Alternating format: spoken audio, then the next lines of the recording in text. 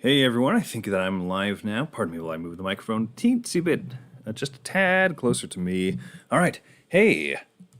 All right, I should be live now. Welcome, my name is Chris from the Meeple Overboard YouTube channel podcast. That thing that I do. Woohoo! Paul says I'm live. Is the audio all good? Is the video crisp and clear? And is my hair not flying all over the place? It has been a day. That is what I will. That is what I will shall refer this to.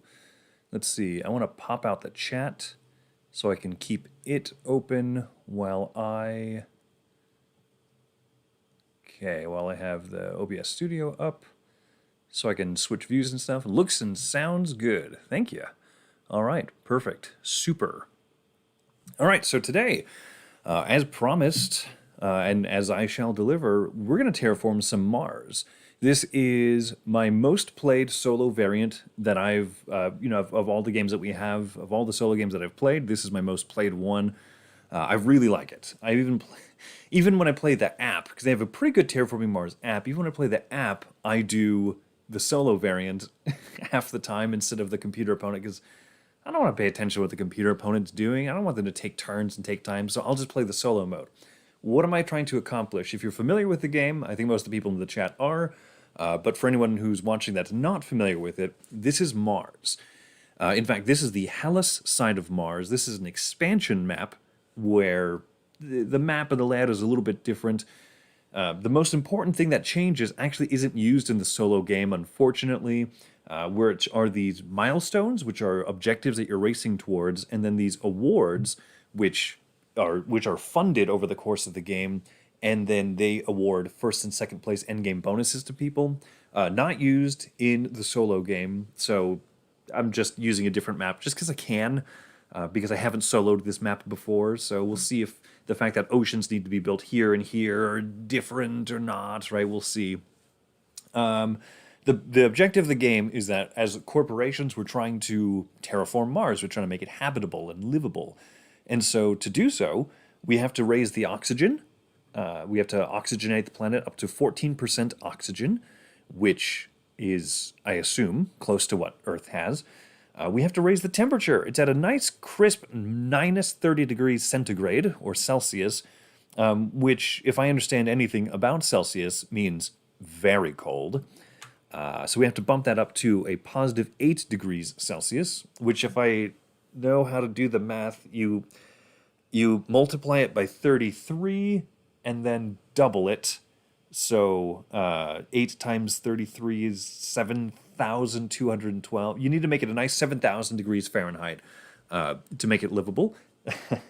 And we also need to have the world covered in oceans, at least 9 ocean tiles.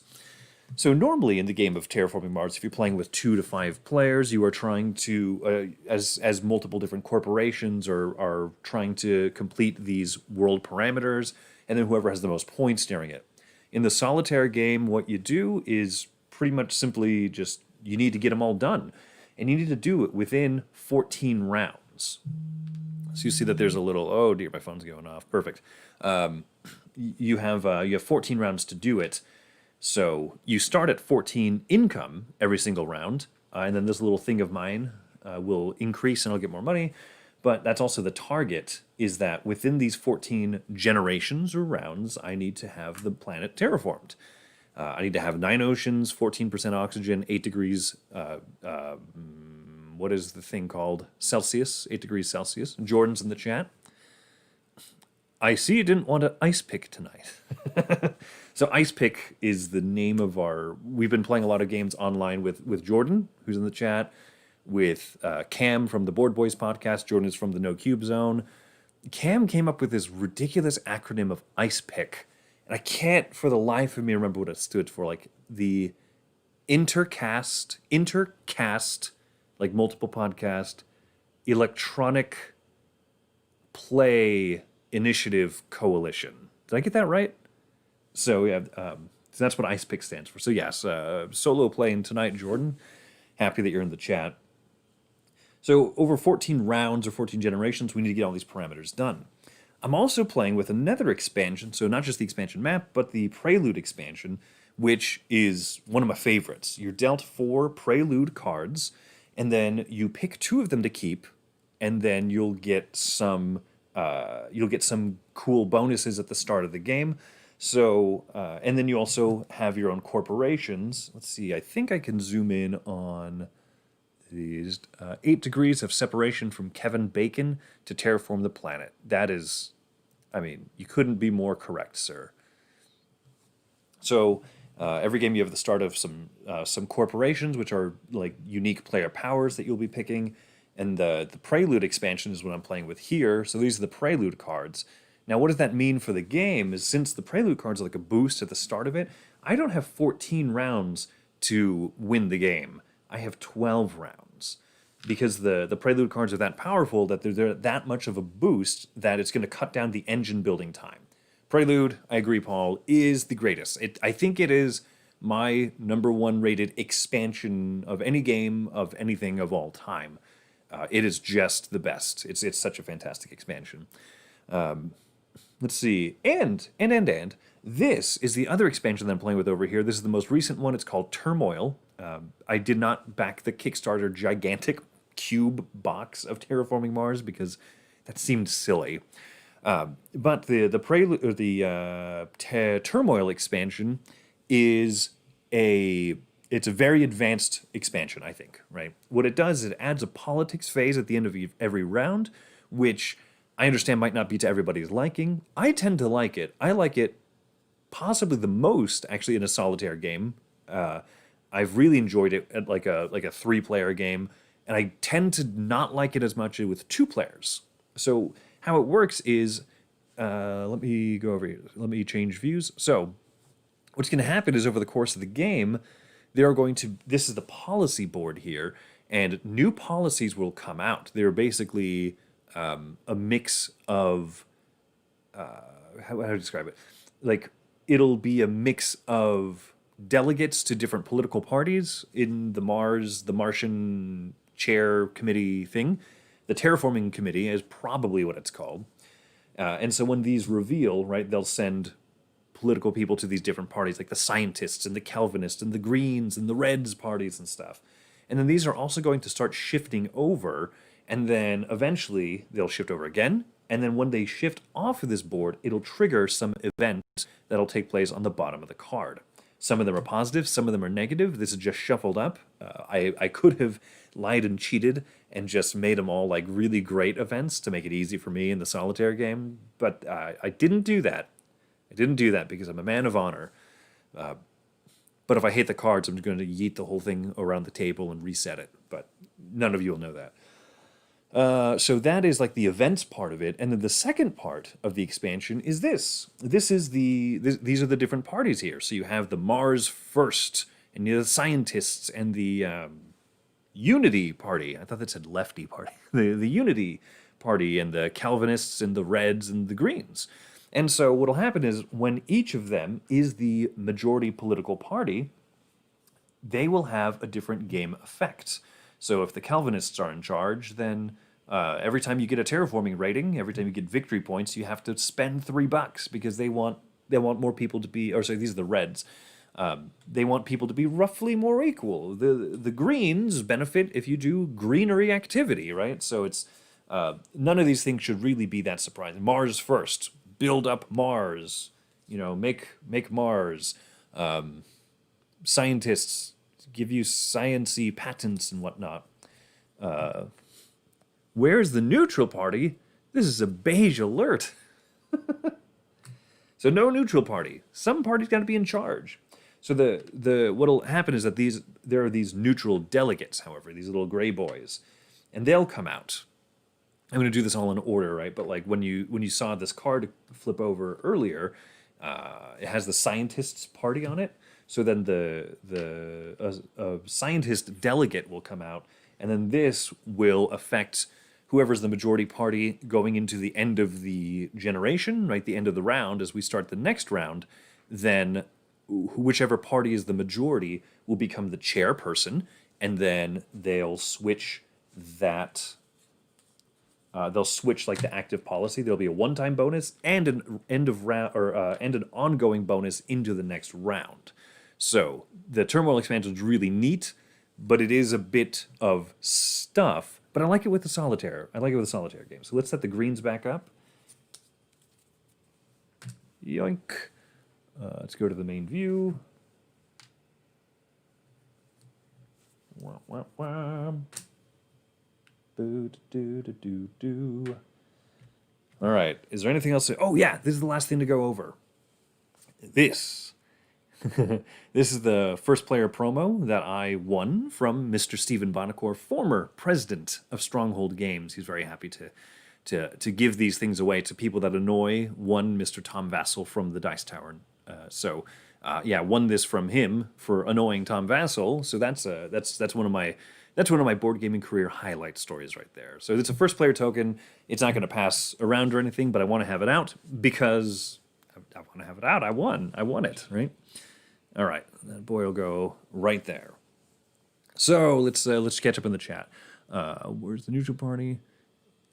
If I don't make it, tell my wife I said hello. All right, I'm going to take a sip of water here.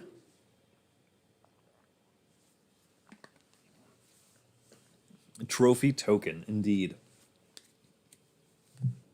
All right, Prelude card. Okay, and then this is my starting hand of cards. Now, what I've done for the sake of this stream is I just went ahead and I looked at my cards and I figured out which ones I want to keep, I think, right? Because some of these are really good engine building. Some of these will give me things like oxygenation and building oceans and stuff. So I want that, which is hard to do. Now, this is the other thing I'm going to do. This is the first time I'm going to try this, because every time I've played, I've always gone for the can I hit the 3 parameters, the oxygen, the oceans, and the heat. I'm going to try and play for points. A lot of people who are very experienced Terraforming Mars players, especially people who play solo a lot, go for the goal of hitting 100, excuse me, that was poorly timed, 100 victory points. And so I've never gotten that high of a score. I've gotten maybe up to 80 when I was kind of half going for points. But I've never actually gone for points. So some of these things that I'm going to get will also award points, and so I'm going to be going for some of that. So some of these cards that you can build will allow you to put as an action each round, like a microbe onto here, and at the end of the game you get points per microbes and stuff like that. So I've chosen that I'm probably going to keep these 5 out of my 10 starting cards. Hey Devin, thanks for making it, man. Yes, so I'm going to try and make this a semi-regular thing. I think that like Saturdays do work out for me to do little solo streams, and I've got enough games that I can solo. So we'll try this. So this is my hand of starting cards, and with that, I've also chosen ahead of time that I'm going to be the Helion Corporation. Helion is really nifty because they start with 3 heat production, start with 42 space bucks, and over the course of the game, I can use heat as if it were money. I don't understand how. I've either found a way to monetize heat, or just Mars is very cold, and so like, hey, I'll give you a couple degrees if you sell me your cat, or whatever. So I can spend heat as money, and I'm going to be building up lots of heat as the Helion Corporation. Almost struck that. And out of my starting Prelude cards here, this one you can build an ocean at the start and start with energy production. This one you can start with extra money production and build a city out on the map. These are all good things, right? But I'm going to start with, since I'm Helion, I'm going to start with this, the Mohole excavation, which will give me, look at that, more heat production and more heat right off the bat. So I'm very excited. And also some titanium production, steel is the brown one. Brown is steel, and then black star here is titanium. So I'm going to start with that one, and I'm going to start with this, the huge asteroid, which is going to bump up the heat track 3 steps, but will cost me $5. Paul, I do plan to learn Nemo's War. I do plan to learn it. I tried learning it one night, and I was just in a weird position of not brain work good well, and it kind of intimidated me, and I put it aside, and I realized I really need to try because I'm excited. I've heard so much good, and it was obviously an awesome gift from you. Let's see, catch up in the chat. Paul, you've never terraformed solo. It's good. I quite like it. So I'm going to go ahead and toss these things here that I'm not keeping. I'm not keeping Credit Core, which every time you take a super expensive card, you pay 20 bucks or more for an action card, you get $4 back. That sounds so enticing, but I want to be Helion, baby.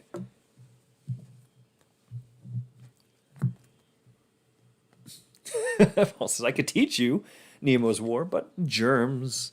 Germs, yeah. I'm a little bit frazzled right now, to tell you the absolute truth, because a couple of people that I know just actually tested positive for COVID. And so I've been making a lot of calls and trying to take care of stuff in the community. And also, Wendy and I have been staying at home as to not get exposed to COVID. And so it makes it harder to plan these things and take care of the things and whatnot. So I've been on the phone for like literally an hour leading up to the stream, which is why I started late, why a couple of things like that. So I apologize. And I need to charge this phone because it is dying because of said being on the phone for like an hour, leading right up to the stream. So far, I mean, so sorry is what I meant to say. Jordan says the utility company here in town sure has found a way to monetize that heat. This should be our new calling in life. I'm going to give up accounting. I'm going to figure out how to monetize just heat. All right. So I'm going to ditch these cards because they don't do the production stuff that I want them to. So yoink, not yoink. The cool words that people say is yeet. I'm going to yeet those into Ganymede's son, which is also our son. That was a bad joke. So these are the cards that I'm going to keep. Okay, so Helion starts with $42. One of my favorite things about Terraforming Mars is you are dealt multiple hands of cards over the course of the game. Every start of the round, you're dealt a few that you can choose to keep. And I am going to keep, out of these starting 10 cards, I'm keeping 5 of them, which is expensive. It costs $3 or 3 mega credits, 3 space dollars per card that you want to keep. Ergo, it's $15 just to keep these cards. And as you can see here, these cards cost anywhere from $3, $4 to $25 up to like $42 just to play a single card. So spending 15 bucks just to keep cards, to be able to spend money later to play the cards is a sacrifice. So I have $42, and I am going to spend 15 of them for keeping cards. Plus, if you notice, I think I can zoom in on my little tableau over here. Whoa, oops, I off-centered it. Plus, this one here grants me 5 heat, so I get to move up this heat track. 1, 2, 3. Fantastic, right? Reaching this step right here also awards me an increase in my heat production. I'll show you how that works in a minute. Plus, now this Prelude card gives me 1 steel production. How can I do this so that the camera can see it? Yoink. So 1 steel production, or steel, and 2 heat production. Yoink, yoink. Fabulous. And my corporation also starts with 3 heat production. So 1, 2, 3. So every round, my company is going to be producing 6 heat.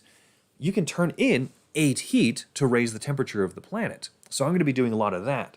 The other thing that happens with all of that is, this is my terraforming rating. Every time I do one of the 3 tasks, I raise the oxygen, heat, or build an ocean onto the planet, I also get to increase 1 step of my terraforming rating. So I increased 3 steps here. 1, 2, 3. So my base income, money income for each round isn't 14 anymore. It's going to be 17. So that's going to be good. I'm off to a good start with this combination of things. But, this huge asteroid, even though it granted me heat, also cost me 5 of my mega credits. So I only start with 42. I'm spending 15, so 42 minus 15 to keep these cards, minus another 5, means that I've spent 20 of my mega credit dollars before I've even started the game.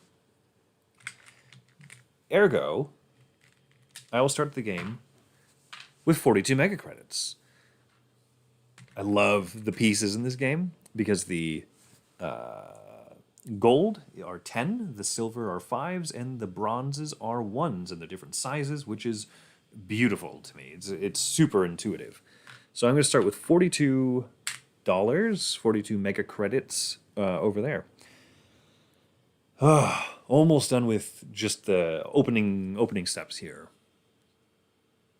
Jordan says, well, when you live in a place where snow and ice happen 4 to 5 months of the year, it's not hard to monetize heat. You know, I suppose living in Las Vegas would... heat doesn't seem quite like a resource. It's in abundance. Gotta spend space bucks to make space bucks, says Jordan. I agree. That's why I'm spending so much. Michael Scott, right? Well, they say you gotta spend money to make money, and I spent my money. Okay. So I did this. You don't do your opening production yet. I don't get any other resources. I have got my cards. Now I need to do the turmoil stuff. So, just to make sure I'm doing this right. So that's set up. So yeah, so you draw the first global event card. Shuffle the global event decks and place the deck on the reserve area. Draw the card and place it onto the coming. Okay, so boom, right there is when... Place the neutral delegate party leader in the party indicated by the top left of the card. All right, so going into the delegate area, because this is a scientist card, one of these neutral boys will go here and become the chairman of the scientist committee, the scientist party. So they are the chair, and so as of right now, I'm moving this marker over here to show that they are going to be the power, the party of power. They are going to be the ones leading out and becoming the chairman of the whole politics board next round. And so a gray neutral boy, neutral delegate, will be it. What I can do is I can move this red guy. I'm red, by the way. I can move this red guy, and I can spend extra money to move additional red delegates out onto these different parties to try and take control of them so that I can become the chairman of the board, because you get good stuff for being in charge there. All right. Turn over the top card of the global event deck. As the distant thing, place a neutral delegate as party leader to the... Okay, that's right. So we flip over this one, and another neutral delegate comes out to the Unity party. So now either one of these could be the party in charge. Okay, yeah, so I'm set up now. So at the end of the round, what will happen is these will all slide over, and then another one will get revealed. And then as it slides over, another neutral delegate will come out to this party indicated here in the middle. So you can see that that is the symbol for the Mars first party. So when I slide this over, this is saying, hey, add out another delegate into the Mars first party. So a lot of neutral delegates, the gray delegates, will be coming out and filling up the political parties, and I will have to try and win majorities and stuff if I can. Okay. I think I'm good now. Think that I'm good. Did I miss anything else in the chat? Nope. Spending space bucks to making space bucks.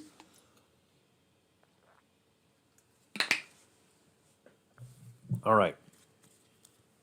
So one of my favorite things about this as a solitaire game is I just get to do whatever I want. So the strip mine card costs 25 bucks. Obviously, I don't have the 25 bucks yet, but it also requires me to lose 2 energy production. So anything in the brown box is production, which means, so this is my income board here, right? So anything that I have chilling in these space holders is, or active plants that I have, or money that I have, or steel, or titanium, or heat, or energy, right? Those are the actual resources I have in those top spots. And then these little tracks, these Mars bars, one might call them. This is how many of those I'm going to produce at the end of every single round. And so I want to get these bars as high as possible to get lots of that stuff. So unfortunately, you see, I don't have any energy production, the purple production. If I can get it up to 2, then I can spend this to bump it down to -2 so that I can increase these things here. I can increase the production of steel resource and titanium. those can be used to build certain cards. Anything with this brown symbol in the top, I can spend steel 2 to 1, two or one of them as if it were $2 to decrease the price of this by 2, which would be great. And then anything with this space symbol, I can use purple is a fruit. The space symbol, I can use the titanium to reduce the price. So from 23 down by integrals of 3. So 23 down to $20 or whatever. So these expensive cards, I don't think we're going to do anything with yet. I have $22 with which to do things. $3 I'm going to spend, I think, to build this micro mill. I want to move these resources probably closer to my actual area over here. So I threw in a tenner. I'm only spending 3, so I get 7 back. Boom, and I built a micro mill, which is like a micro machine. So this windmill will produce 1 heat every round. Ergo, I can move up my heat production from 6 up to 7. Tasty, man. I can almost... Oh, I'm getting so much good. Okay, cool. And then for $4, I'm going to go ahead and purchase this Tardigrades card. So what I'm going to do, I'm going to put the blue cards over here in front of me. So the blue ones are special actions that I can choose to take over the course of the game. So now as an action, I can choose to put a card on here, and it says put one thing on here, right? Like one resource. And what this will do is I can take this action once per round or per generation, they call it.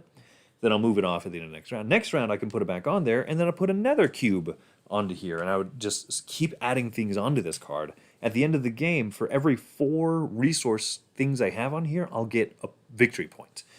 So normally, if I'm playing just to oxygenate, oceanify, and heat up Mars, then I won't get these type of cards. But I'm going to try the point. I'm going to see if I can get 100.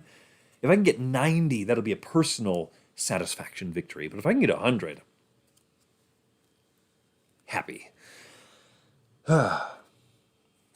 This card, you can see I can afford it. However, it has a little requirement in here which says that the temperature must be at least negative 14 degrees Celsius, at which it is not yet right now. So in a few rounds, I'll have bumped up and I'll meet this requirement. But in the meantime, I can't do anything with that. I have 15 space bucks just sitting here. So if I can't play the card, hey, Ruel is here. Ruel, thanks for coming in, man. Ruel, if you don't watch him, he does a lot of live streams himself during the day, during the week, throughout everything. He is on fire. Ruel is awesome. So go ahead and watch his stuff as well if you want to put up with my pity things. Okay, so one of the things you can do in this game is, do I have a zoom in? I don't know if I have a zoom in of it. So let's do this. Oh, that's not zoomed in enough. Here we go. Here's the board. So one of the things I can do with the board is I can also take these standard actions here. They cost money, and then you just get some things. So you can spend $14 to increase the heat of the planet. Or I could spend $11, and I would increase my energy production by 1. So I've got $15 space dollars just sitting here. I think what I'm going to do is I want to be able to play this card where I have to lose 2 energy production in order to get 2 oxygen, right, which is this track up here, and steel and titanium production. So I'm going to spend 11 of my space dollars to increase, let me zoom that out just a wee bit. There you go, that'll do. Okay, so I'm going to spend my $11, so do I 10 and a 5, and I'll get 4 back. And so that will increase my energy production 1 step. So I'm going to go from 0 to 1 production. Now that I've only got $4 left, I've taken all my blue card actions. I don't have any extra things. Oh. Ooh, let me think about this. Oh, okay. I neglected that I'm using the turmoil thing. Jordan, no, I actually just got a new camera in today that I like this camera. This is probably one of the best ones that I've used recently, and it's been a struggle to find one that isn't like a weird fisheye lens and isn't very zoomed in, so this is the most that it captures kind of a thing. So I don't remember what it is. I just ordered it on the Amazon.com. So it is Alinco? It certainly is some weird off-brand nonsense, but it's like a $50 camera. I mean, it could be better, but I think that I think this is a good one here. Now, I forgot that I'm playing with the Turmoil expansion, therefore I should not ignore the policy board over here. I would like, if possible, to become chairman of the board because I want to get a lot of chairman bonuses and perhaps sway the political parties and stuff. So what happens is every time a party takes over, let me do this. Let me switch over to the government board. Every time that a political party takes over, you get a different bonus. So if the Mars First party becomes the party in charge, you immediately get $1 for every one of these brown building tags you have. Those tags that you get from cards, right? So if you've got a bunch of these sitting on your board, then you'll get a lot of money when Mars First becomes the party. Become like the party chair becomes the chairman of the board. So every one of them has a different thing. This is $1 per. I gotta fix the lighting, but anyway, $1 per science tag. There are certain cards that'll have like science on a science circle on the top there. $1 per the planets: Venus, Earth, or Jupiter. Chairman of the board, Frank. I keep saying Frank Sinatra, or I keep saying chairman of the board and thinking Frank Sinatra. Rule, I'm glad that you think so similar to me. This right here, this is the Calvinist party. The Calvinists is what I'm going to be all about because every time that the Calvinists become in charge, you'll see that you gain $1 for your heat production. And remember that I'm at 7 heat production on my little board over here. So I want to ramp this up. I want the Calvinists to be in charge frequently, as frequently as possible, so that I keep earning extra money on top of the fact that my heat is already either heat or money for me. So, yes, Ruel, great minds do think alike. So anyway, so these different parties have different immediate bonuses, and they also have different long-term bonuses. So if I can get the Calvinists to be in charge, then this would become the main thing here. And this is also an action that you can take where you can spend $10 to increase your energy and your heat. Remember how this round, how I spent $11 to increase my energy? I wouldn't have to do that. I could spend a much more affordable thing. So, because I want my way, I might actually take back one action that I did this round. Because I need the money. So remember how I built these micro mills for $3? I'm going to undo that because I totally forgot about the politics board. So I'm going to undo that, which will mean that I produce 1 fewer heat. I'm bumping my heat production down from 7 to 6. Vegas local Carrot Top was in a movie called Chairman of the Board. I have never seen it, says Paul. I think I've seen an advertisement for that and then stayed away. So why did you do that, Chris? Well, because of the turmoil expansion, this is what I'm going to do. I'm going to, for free, be able to move one of my lobbyists down into the party. But if I want to send another delegate down there, I get 1 free person in the lobby every single round. But if I want to spend $5 extra, then I can move additional ones down. So I will indeed spend $5 or space bucks. I'm spending 5. Now watch what'll happen. Is here on the government board for free, I get to move this guy from the lobby over here to the Calvinist party. Calvinists because they don't have any other delegates, I become the chairman of the party, but I'm still not the majority party, right? This white, maybe I need a better color. It's gold shows up a little better, I think. So because of that, I'm not the most represented party in the government yet. That's why I spent that $5. Five mega credits will allow me to move another delegate down. I'm going to put him in the Calvinist Party because now the Calvinist Party is the majority party. They're the one most well represented in the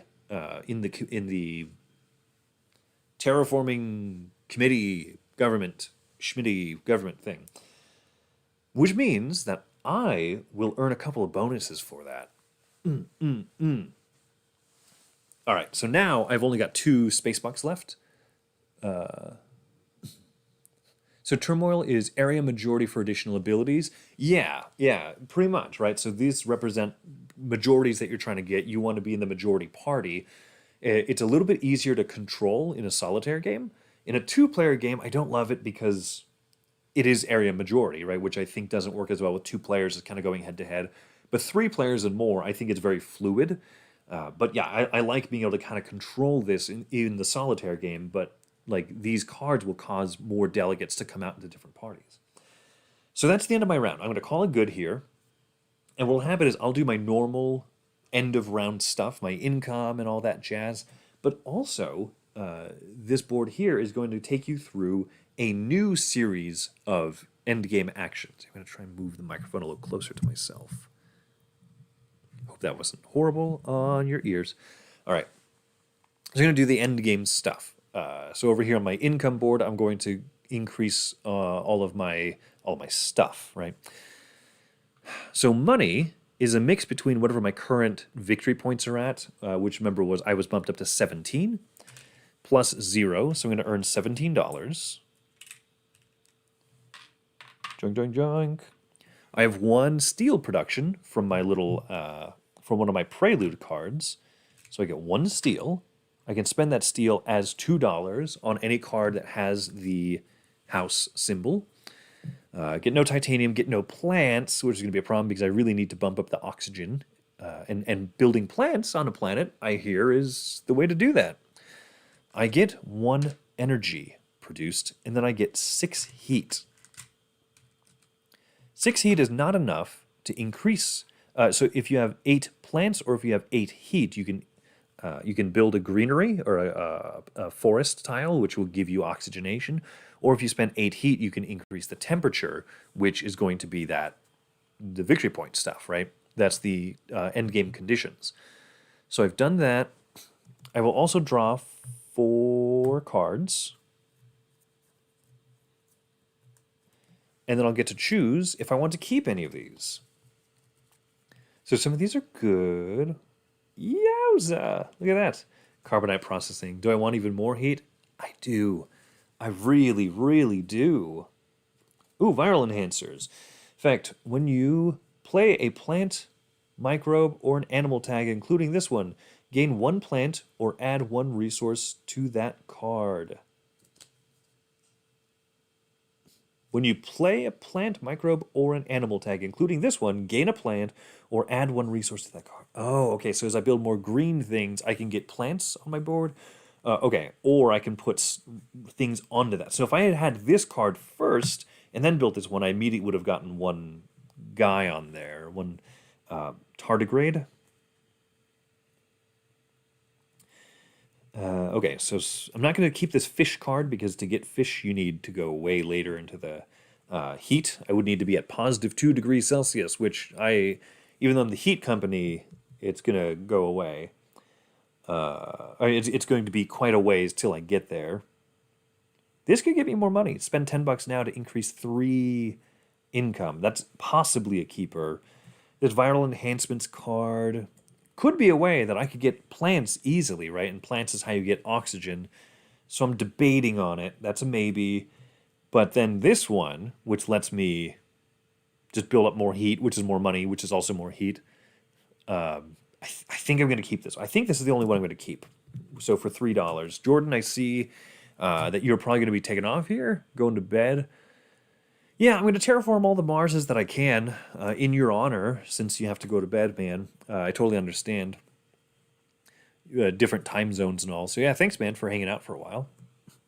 So I'm going to keep this card. Every card that I keep costs me $3, so 3 space bucks gone. It's affordable. So I've done that. I've done the income. I've done my cards. The generation marker, boop, has to bump up. Now, what I'm going to do, I don't think it's very legible because of the lighting, unfortunately, but let's go to the policy board. I'm going to go through what these additional steps are here. Did I get this right? Does this happen before or after all of my normal stuff? Let me just... apologies.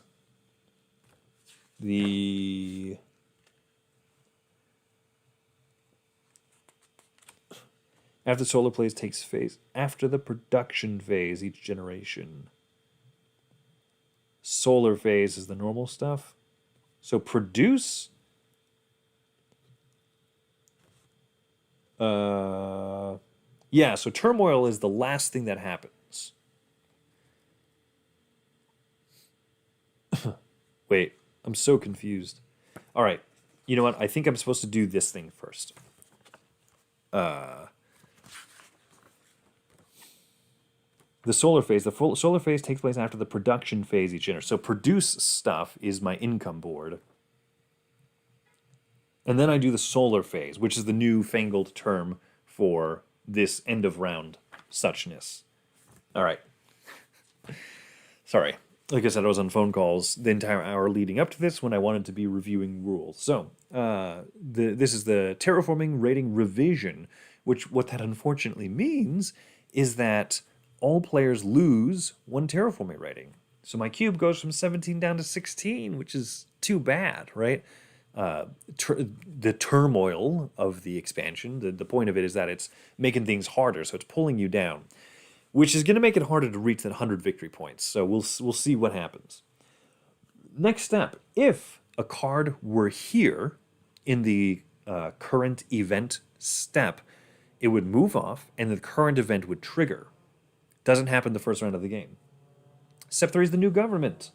So the dominant party becomes the ruling party. So remember how I moved this gold cube here to show that this is the dominant party. I'm going to become the ruling party.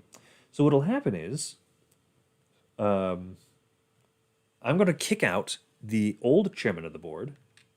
Thank you very much. The chairman of the current party will become the chairman of the entire board, and then all the extra delegates in that party will just go back. And now, starting moving clockwise, the default dominant party is the closest one clockwise here. So, because I'm the chairman now of the board, I was the chairman of the dominant party, I will gain 1 terraforming rating. So I go from 16 back up to 17. So as long as I can keep being in charge of the political party, I will effectively not lose that terraforming rating. Effectively, but I have to put a lot of work into that.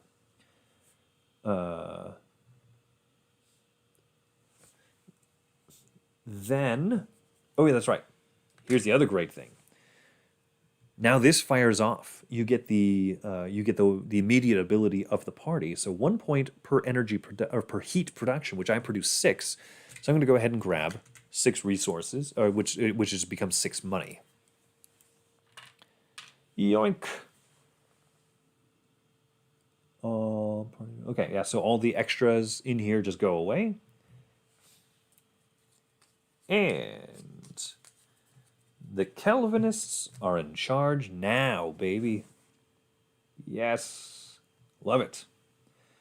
So now the last step of the policy board here says, so move global event to the current position. Okay, so then these are going to slide down. Now that this moves over here, a neutral delegate is going to get moved onto the Mars First party. Since there's no one else in the Mars First party, it'll become the chairman of the Mars First party, yoink. Then this one slides over. Nothing happens with it yet. The new one flips over, and you'll see that, hey, look at that. The Calvinists get a what is this called? A neutral delegate. So this is what the politics board looks like now, right? The Mars First guy came out, and then the Calvinist came. Now, I would rather have been the default chairman of the Calvinists, but you can't win them all. So let's look at this, right? Maybe this will be a better line. So this says here, there is scientific progress. I'm just going to read this card. The current discoveries are not ripe for profit yet, but the day will come and make it all worth it. Productivity. Gain 1 steel for each steel production that you have, and for each influence that you have. There's a concept in this game called influence. Now, if you are, in order to have influence, if you are the chairman of the board, you have 1 influence. If you're the chairman of the dominant party, you have 1 more influence. And what are the other way to have it? There's a third way to get influence. And then some cards will also give you influence. Plus, this says, gain a steel for each steel production that you have, up to 5 of them, plus influence. So at the end of this round, what will happen is I'm going to get a bunch of steel. Because I'm the chairman of the board. I'll try to make myself the chairman of the dominant party. And if you have a second delegate or a second representative in whatever the dominant party is, that's a third influence that you can have. So I can get up to 3 influence, plus I already have some steel production over here in my income board. So that's going to be guaranteed 1 extra steel that I get, plus the 3 if I can manage to get manage to be influential enough. So, all right, ready for Generation 2. Let's do this. Drinking more water. How's everyone's evening going? If people are still hanging out, hope you're enjoying this. I'm rambling a lot, but there's a lot to get through. I guess it's not evening. It's Sunday afternoon over in Australia. Isn't that correct, Thinker Themer?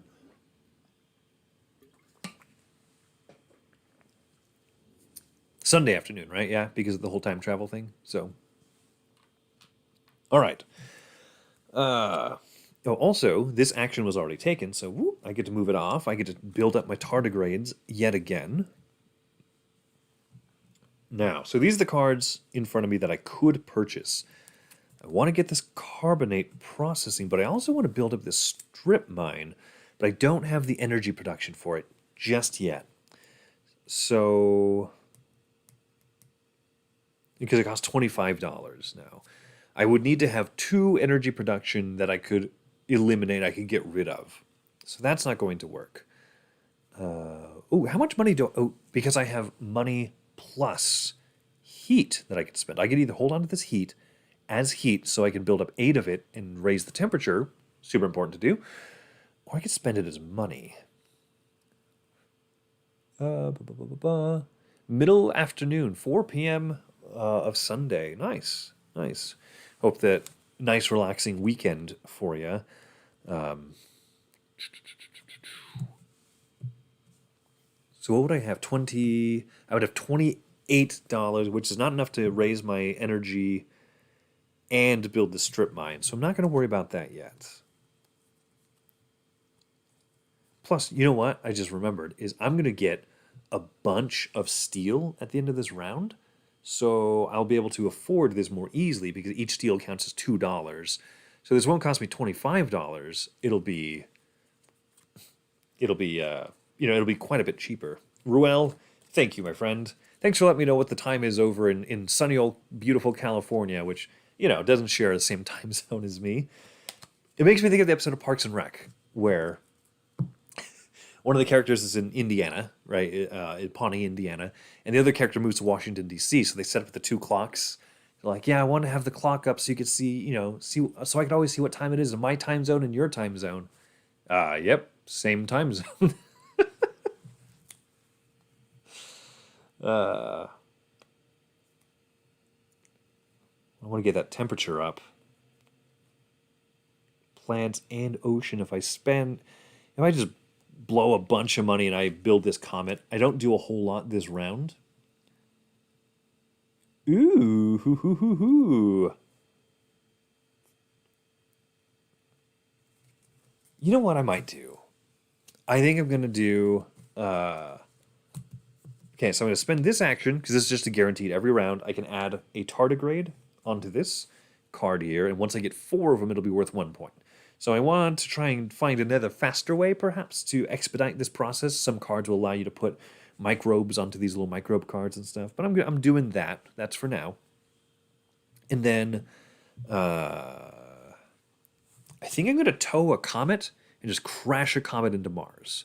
And that's what I'm going to do. Chris, did you back the new Terraforming Mars Super Duper Fancy Edition? That is the official name of it, but no, it was... I decided not to back it for 2 reasons. One is I haven't been working for a while, so it did not seem wise to spend, what was it, like $130 or something like that for like a box and some inserts or whatever. And then like more if you wanted the miniatures. I don't remember. Or if you wanted all the expansions with it. So I figured probably not my, probably not what I should be doing. But also, I fit these expansions and everything and the Mars rover here into the base box. Like, and I just, shelf space is my main currency when it comes to games. So I want the small box as much as possible. Let's see here. Man, I could lose that energy to get 3 heat production, which is big. I don't think I should do this comet. I really want to. I want to crash this comet, but it would cost me all of my money, plus it would cost me, plus it would cost me 1 of my heat. But it would give me 3 heat immediately. Then I could bump up the heat. But I think I want to. I think I want to play politics here a little bit more.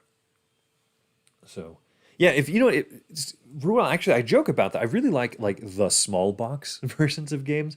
I've found that there's colon rights of, and I think on Board Game Geek there's actually a listing for Terraforming Mars, the dice game. Garbage and just get the dice game, you know, notification pop up.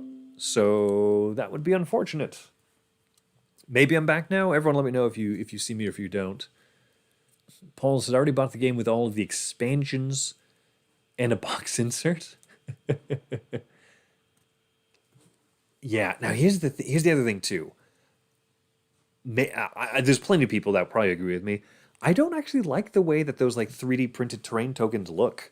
Now I understand that these don't look great, but I don't know. Like there's something about the 3D trees and stuff that just doesn't do it for me. So I'm not sure. All right, so I figured out what my turn is going to be. I'm going to build this bad boy right here. That's going to cost me $6. So I'm going to reduce my energy production by 1, unfortunately. I really wanted to get up to 2, but I'm going to increase this heat production by 3. So I'm up at 9. 9! This is a little bit choppy, but you can hear me okay. All right, yeah. I mean, hopefully it's better now? I don't know. That was odd. Okay, so I did this, which is fantastic. Now that I've bumped up my heat so much, let me know if it continues to be choppy in a minute or 2 here. I think that I might be able to figure out a way to if it continues to be an issue, I will try to de-chopify things a little bit. I'm going to spend $3 on this micro mill.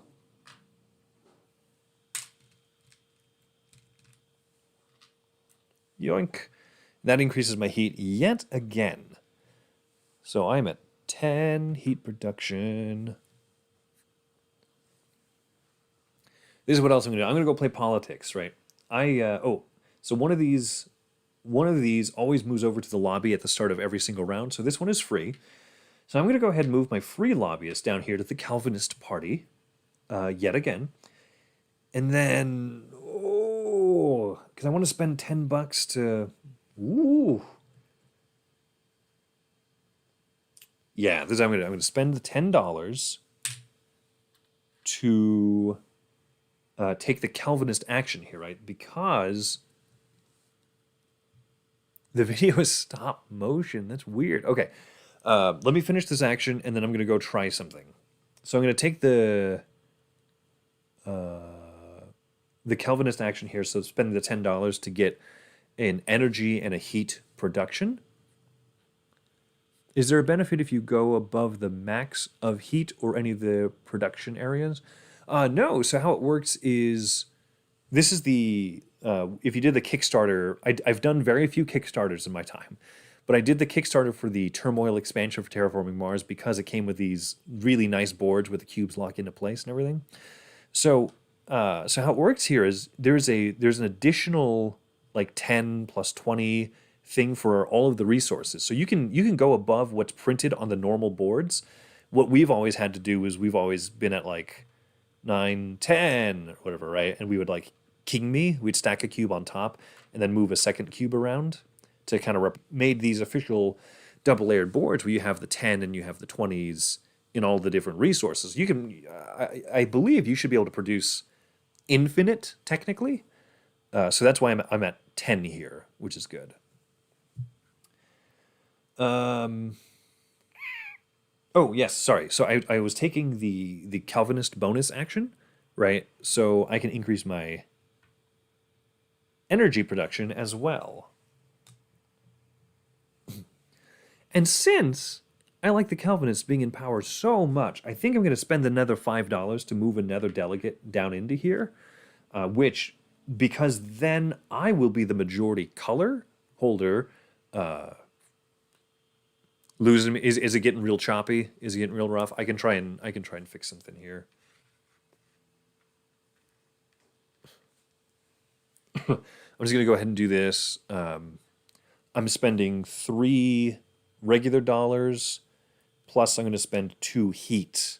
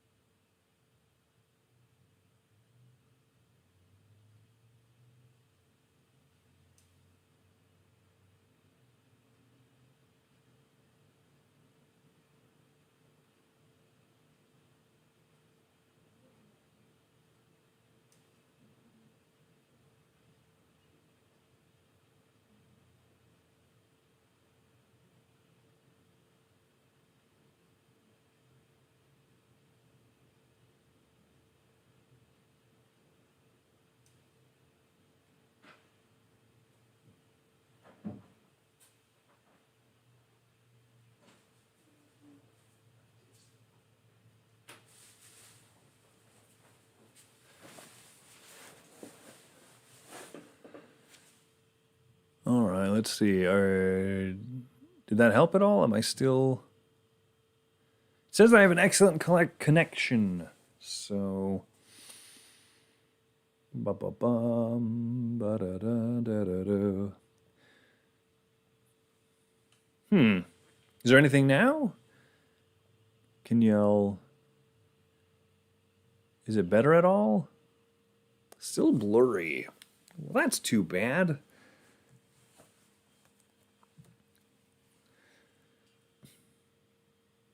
Weird, the audio's still fine the whole time, huh? All right, fine. I can't just cheat then and get extra points while no one's looking. Why would it be so bad?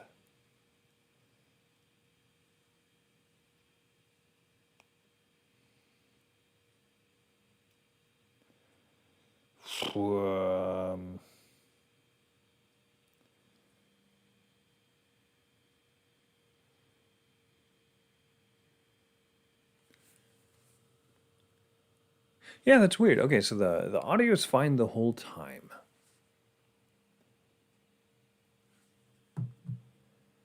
Well,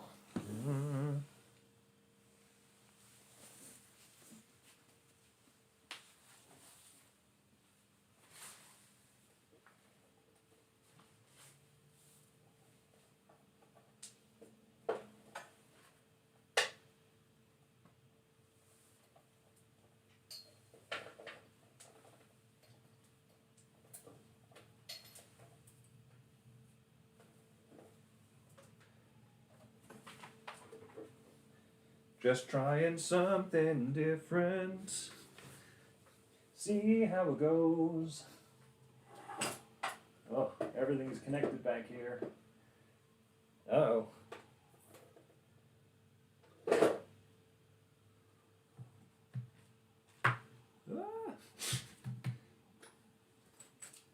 Live cables just coming in and out of the screen. One second.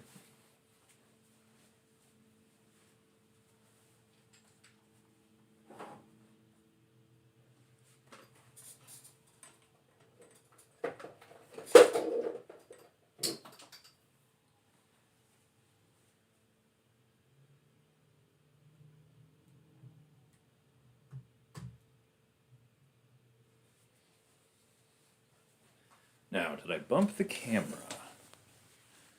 Camera view looks fine.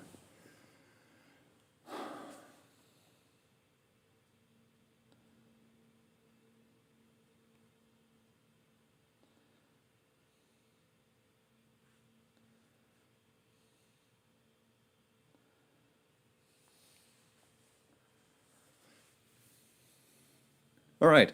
I tried plugging a few things in and unplugging a few things and doing something different. I still see like a little red light on the bottom right of my OBS that turns yellowish green, then turns green, then turns red, which is, of course, the international sign for everything's great.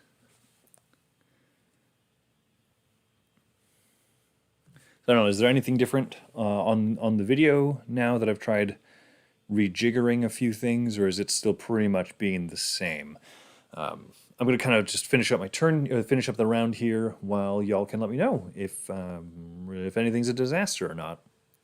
I mean, I might have to unfortunately call the stream off, I guess, partway through if it continues to be kind of a big issue. Or you could enjoy watching me at 2 frames per second.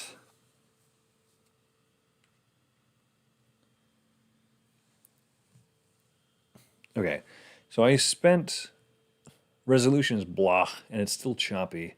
All right, yeah, I'm going to finish out this round, and we'll see. Wendy's watching a TV series in the other room, and she's seeing if she can like lower the resolution on it or something like that. But yeah, let's just I'm with Royal. Let's just pretend these are the days of dial-up, right? I remember watching streams of Terraforming Mars back in the days of dial-up, right?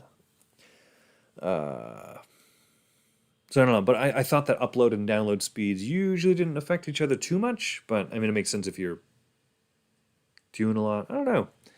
Yeah, we'll see. We'll see what goes on for right now. I'll disconnect my phone from the Wi-Fi. Either that helps or not.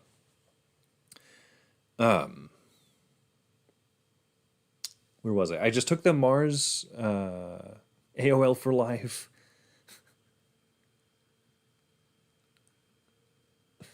So I'm doing this. I just finished this action, and then I spent the 5 credits to take over the Calvinist party.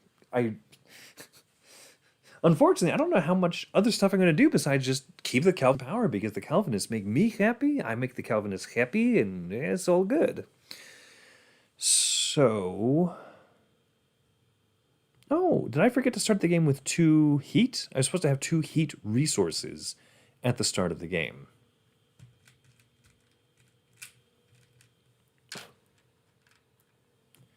I'll just fix that, because hey, everything else has been a disaster so far, so why not? Okay, so I'm going to call that the end of the round here. I'm effectively out of money, so I'd rather not do anything else here. So what'll happen is, let's go into the production phase. If you didn't have that smooth of a voice, I'd be out of here. Thanks, Paul. Thanks, Paul. You're a good man. Okay, so my terraforming ratings is still at 17. I haven't bumped it up, and I still have 0 money production. So $17 it is. I'm going to be working on that a little bit. I do get a steal, which is nice, and I get no plants. The energy, the fun thing about the energy is this arrow means that it'll slide over and become heat, because you can't store pure energy. Oh, thank you. Thank you. I appreciate the compliments of my voice. My name is Chris, and I'm very bad at taking compliments, and so I never take them very seriously, even when they're sincere. Okay. So, boom, a big old tenor, because I'm producing 10 heat each round. That's an honest to goodness. I'm very bad at accepting compliments. I'm also very bad at accepting gifts, even when they're like good gifts. I'm just like, I don't know. I either crack a joke because I don't really know what I'm doing, or I'm like, thank you. Like, hey, that's really thoughtful. And then that's like it, because I feel like if I'm over exuberant, like even more, it's gonna come across as like insincere. I'm like, wow, thank you. This is exactly what I wanted. Who yay. A terrible, terrible gift receiver. I will warn you and anyone and everyone about that right now. Okay, so that's the production. I'm gonna go ahead and draw 4 cards, and then we'll see what we will keep from there. Okay, y'all can continue to compliment me. I will not stop this.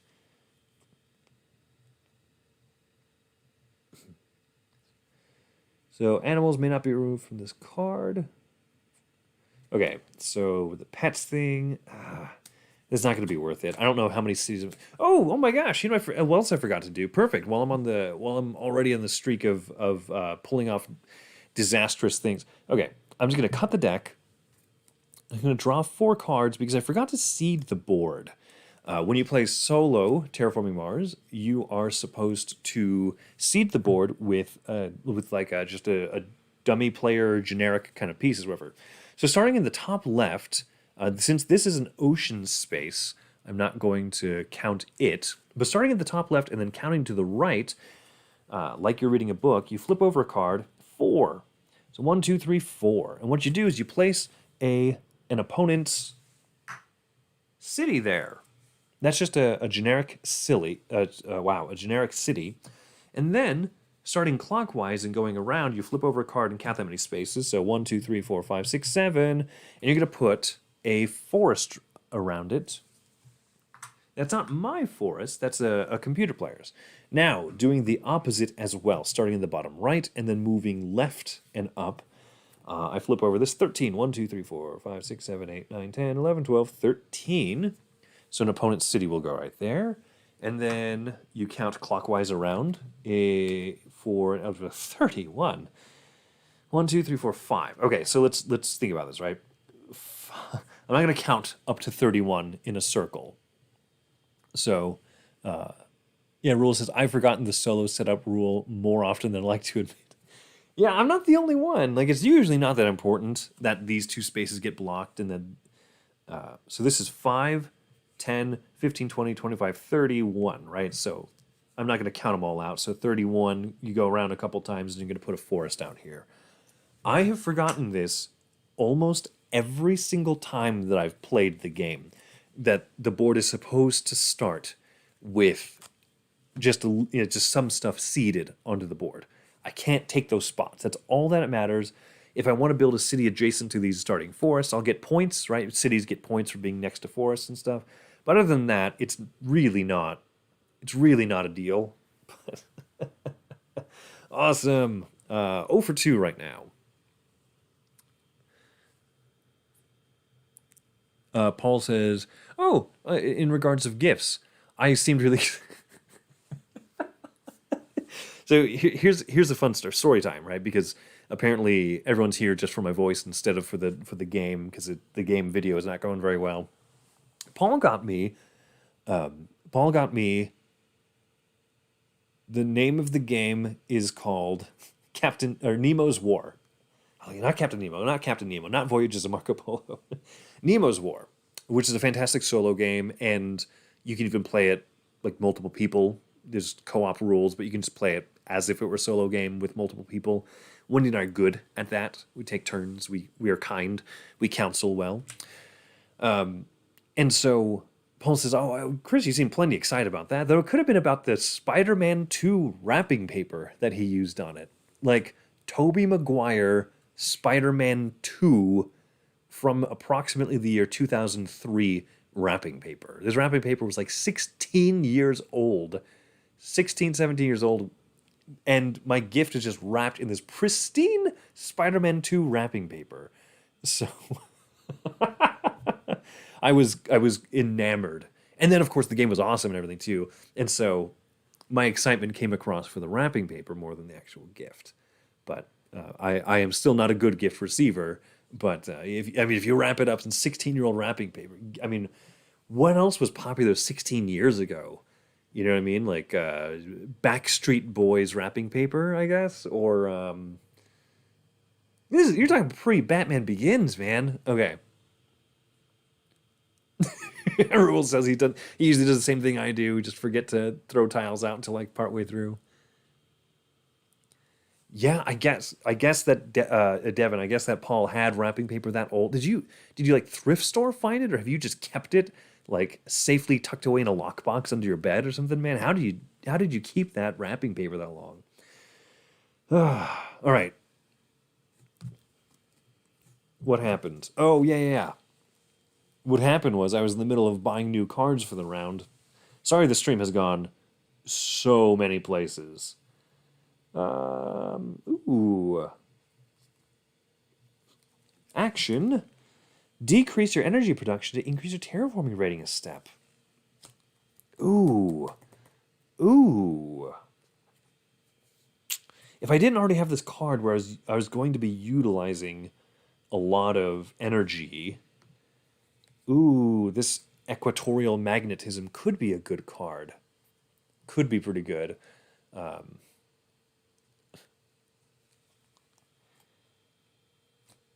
already feel like I'm struggling so much, but I'm kind of distracted in a lot of ways. I want to keep this grass card. This grass. Let's build some Martian golf courses because I want plant production because I have no plant production as of yet. So I'll probably be paying to keep that card. Or the food factory where I could decrease plant production to get $4 income and victory points because the early parts of the game are so painful. Where like you don't have a lot of money coming in, but the last several rounds in the solo game are huge, huge. So I think I'm gonna pay to keep the grass. So I'm gonna pay $3. I'm gonna discard the rest.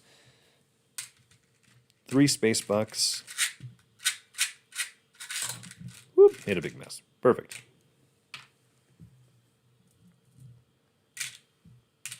Yeah, so for Paul and for the other people that have like the fan broken token organizers, these are my broken tokens here, man. The 99-cent store mini Tupperwares that are like so perfect for holding board game cube things.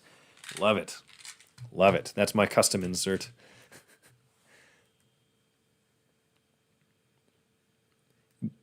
The wrapping paper was probably closer to 10 years old from the dollar store. So the dollar store kept it for 6 years so that it would appreciate in value. That's how wrapping paper works. Alrighty, folks. I paid the $3 to keep one card. And now let's go over here to the politicking phase. So first, players lose 1 terraforming rating. Boo, of course. The global event is going to trigger now. So the global event down here is the productivity thing. All right, Ruel, thanks so much for hanging out. Sorry that the video has been kind of choppy or whatever, but yeah, this is one of the best. This is one of the best solo games. So thanks for hanging out, dude. You're the best. I would even say I like Ruel more than I like Terraforming Mars. Just, controversial statement. So this is the productivity global event. So I will get 1 steel for each of my steel production, which is 1, plus 1 for every influence that I have. Now remember, influence is if you are the chairman of the whole the whole committee, if you're the chairman of the dominant party, and another influence if you. Oh, Ruel heard that. Boo! Supposed to compliment you behind your back. And so yeah, you get so 1 influence this, 1 influence this, 1 influence if you have at least a member, an extra delegate in the dominant party. So I have 3 influence, meaning I'll get 3 more. 3 more steel as a bonus. Sweet, right?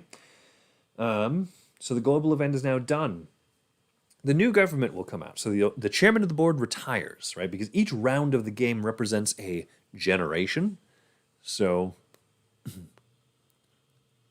yeah, Paul. Yeah, you're right, Paul. Russian railroads, same thing. Like the early rounds feel like nothing, But then, yeah, at the end of the last several rounds of the game are out of this world. Mars is out of this world. Okay, so the chairman is going to retire, right? Because now he's lived a good life. It's the end of this generation. So he will retire and go where all good politicians go at the end of their lives. I'll let you fill in the rest of that statement. This up-and-comer here becomes the new party. He becomes the new committee chairman of the board. So because of that, I'll earn a terraforming rating back. Yay. And then all of the extra delegates will just go away because that's what they do. Once again, now defaulting, right? There's no clear majority, so ties are broken clockwise from the previous dominant party. Now we fire off the immediate bonus, right? Which in this case is $1 per heat production. And guess who has lots of heat production? Your pal Chris has 10. So I get 10 more dollars. Great, right? And then the times, they are a changing. So step forward, literally the changing time. So this will slide off. This will go away. This bumps over. And so guess what? A neutral delegate comes out here into the Reds party. And he becomes the chair of the Reds party. This slides over. Nothing happens yet there. And then the new one is revealed. And check out who it is. It's a Calvinist. I didn't stack this deck. All right, well, let's see what these coming events are, because I don't actually know. Sabotage. Oh, no. Decrease steel and energy production 1 step.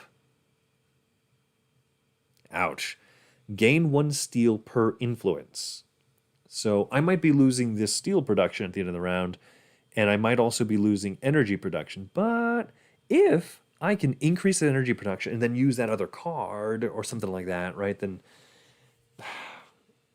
maybe I won't lose the energy production. Maybe I'll take it out on my own terms. So that's too bad. The corporate alliance is going to mess me up. Let's see what the other events are coming up. So this will be at the end of this 3rd generation. At the end of 4th generation, lose 4 mega credits per tile adjacent to an ocean. I'm doing fine there. And then the one that is 2 or 3 rounds away, lose 2 floaters from a card, or lose 10 mega credits. Good golly! Draw 1 card for each influence. Oh, this is a Venus card. I don't have the Venus expansion. I guess I'm just losing mega credits. Ouch. I guess all those Calvinists are causing this acid rain thing, whatever. As if the Greens would care about that. Oh boy. Okay. All right. Well, the Calvinists are still in charge, so this action is still available. So now it is the start of Generation 3. 3 out of 12, as I said, because I'm playing with the Prelude thing. Normally it's 14 rounds, 12 rounds in this case. So I have not kept a lot of cards. I have a ton of steel now, so I might actually be able to do this. Paul said, I'm downloading the Terraforming Mars app now. It's taking forever. Maybe it probably is Cox cable is messed up in her neighborhood. If the video is still choppy, I'm super sorry. I'll try and move slowly because your visual acuity is based on movement. The Jurassic Park joke. It didn't really work. Okay. Since I know at the end of this round I'm going to lose an energy production, I'd rather take energy out on my own terms.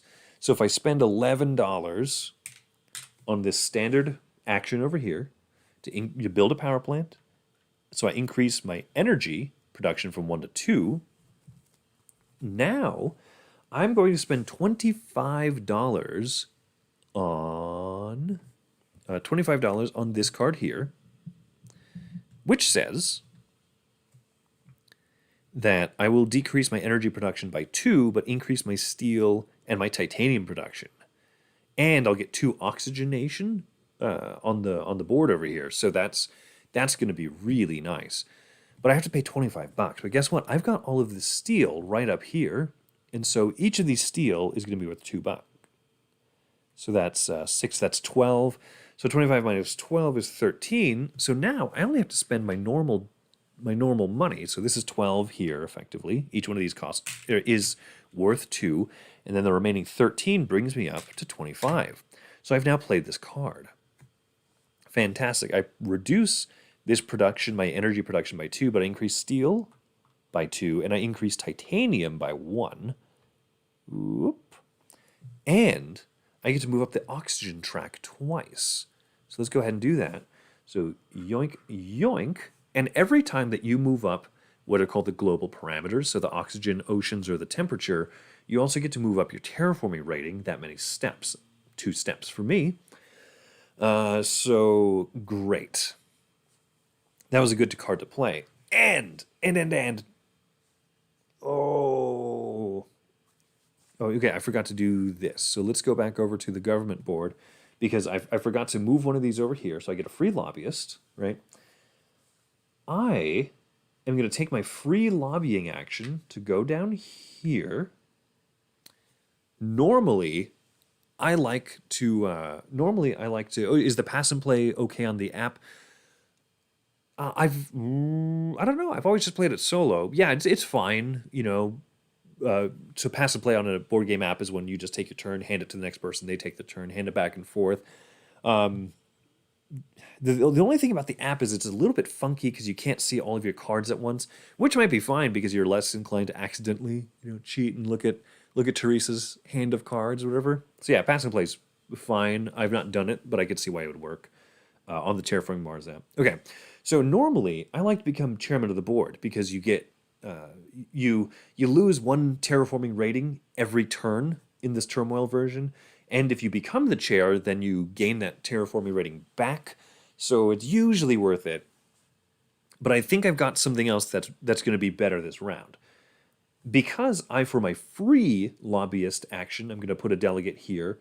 The Calvinists will become, again, the dominant party, which I like. That works very well for me. But because I don't have more delegates in here than the gray neutral, I don't get to become the chair of the party.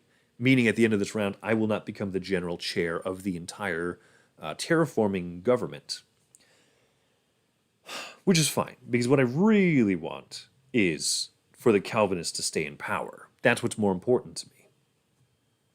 Ergo, I'm going to leave it at this. I'm not going to spend $5 like I usually have been to put more delegates out onto the board.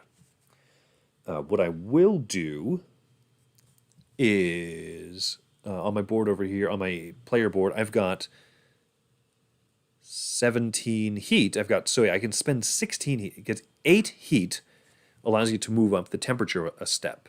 So I'm going to spend 16 heat, i.e. move up 2 steps. Let's do this thing, chicken wing.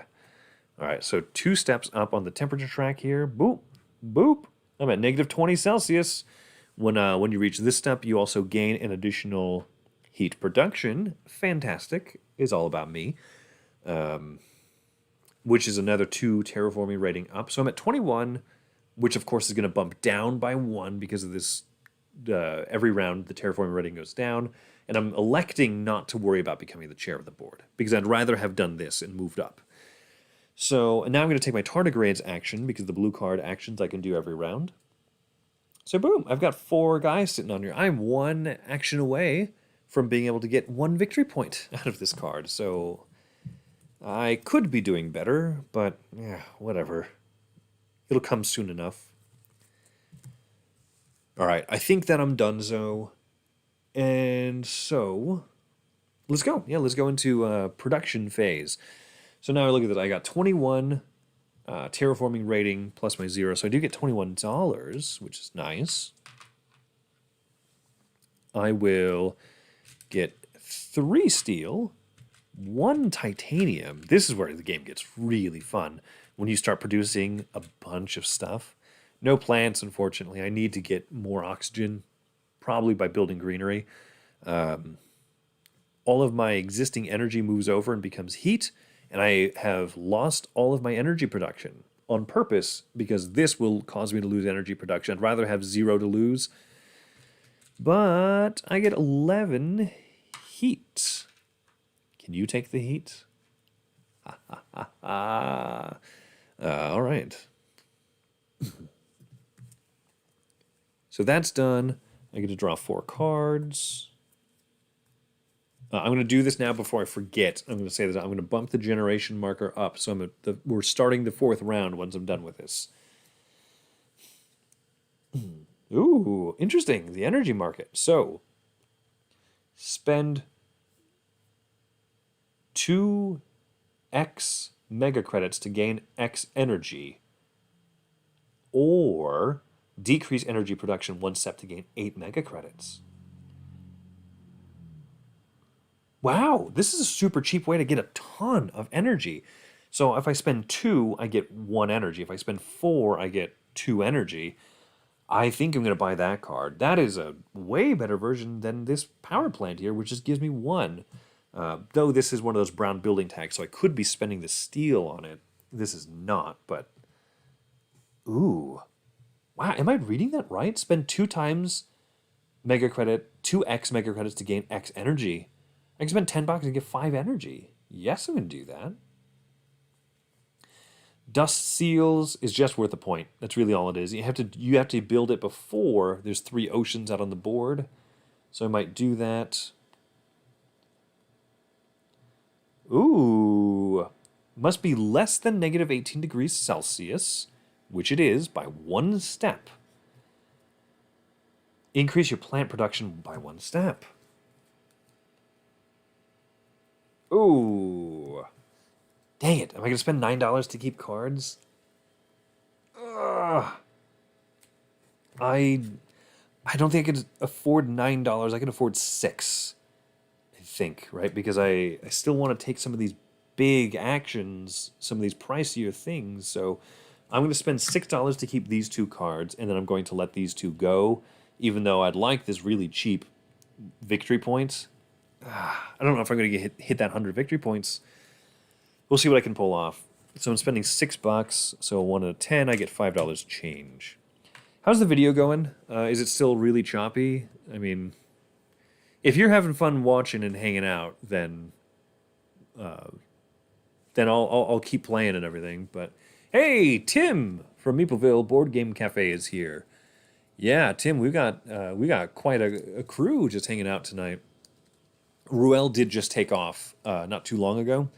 I know you like to be able to call him the James Brown of board game media, but I think he ditched before you got the chance to pick on him again. All right, so I kept these 2 cards. I paid the 6 to keep them. Oh, I love that. All right, so I'm done with the production. Now let's go over here to the turmoil stuff. This I'm going to be a teensy bit less happy about. So I lose the terraforming rating, right? First thing always happens here. Next up, the global event fires off, and I'm going to lose 1 steel and 1 energy production, but this my energy is already zeroed out, so my steel goes from 3 down to 2 production. That's fine. It's not great. And now it says, though, I do get 1 steel resource per influence that I have. So if you remember, I am still currently the chairman of the board. That hasn't changed yet. Less blurry, it's still choppy. That's so weird. All right. So I'm still the chairman of the board, so that's 1 influence, and I have a delegate in the majority party, so that's a 2nd influence. I would have a 3rd if I were also the chair of that party, of the dominant party, but I'm not. So per the event card, if I have 2 influence, then I get 2 steel this round. So I'm not happy I lost the steel production, but whatever. So the event is now done. The new government happens. So my chair retires. He goes away. In fact, I'm just going to remember to put him in the lobby, first of all. Good. Now, whoever's the chair of the dominant party becomes the chairman of the board of the whole terraforming government, and then the extra delegates just go away. This is going to move clockwise down here to the reds. Now this fires off the Calvinist majority party, or because the Calvinists were the dominant party, I will get $1 per heat production that I have, which is 11. So that's fantastic. $11 to make up for my pithy income. All right.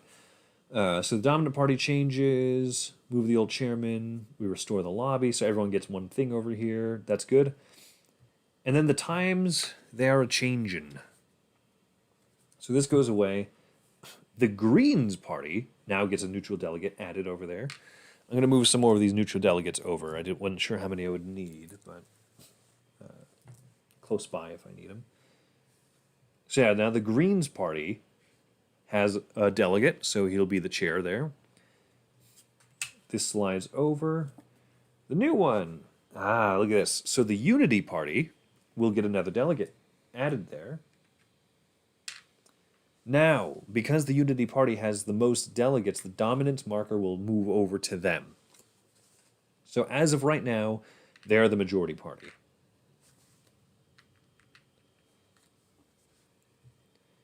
So the upcoming event, 3 rounds away, is going to be a solar flare. Lose 3 mega credits for each space tag I have. Yowza. So if we look over here, on all of my cards, there's none of those... oh, man. My corporation has a space tag on it, so I will lose money. But this event can be offset if you have influence. So in a few rounds, I want to make sure to have hopefully as much influence as I have space tags on my cards. So the coming up thing that'll happen this round is -4 money, -$4 for each tile I have built adjacent to an ocean. As there's no oceans on the board, I'm not worried about the flooding. Oh, I guess they're mudslides is the event. I'm really not happy about this corrosive rain which is coming, which is going to cost me $10 at the end of 2 phases from now. So hopefully I'll have a little more income. All right. So that's all done. The times they change. Okay. So it's back to our hero. I am up. Let me take this tardigrade action before I forget. So I've earned 1 point out of 4 rounds. I had this little card just sitting out. Oh, Tim, thank you. Thank you. I just realized that you said I'm a close second. I assume you're talking to Ruel. At first I thought you meant that I was in second place in the solitaire game.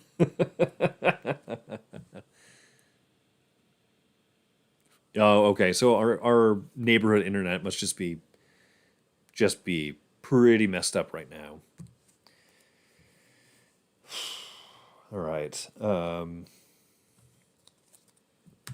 what have I got going on? And now I'm good to start playing here. So I'm thinking about the politics board because I've got my free lobbyist that I can move anywhere. And then I can pay $5 per each delegate I want to move down. So the thing is, if I want the Calvinists to stay in control, what I would have to move my free lobbyist down here and become the party chair. Then I'd have to pay for 2 delegates to move on down. So to gain control of the government in the way, in the shape, and the form that I want, I could spend $10 to influence it. I got to see if that'll become worth it, right? Because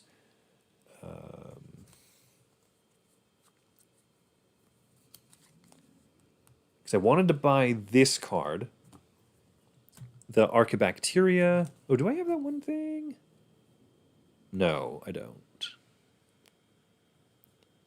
Yeah, I want to do this. Oh, did I play all my cards already that required heat? No, or required energy to give me stuff? Don't I have another one somewhere?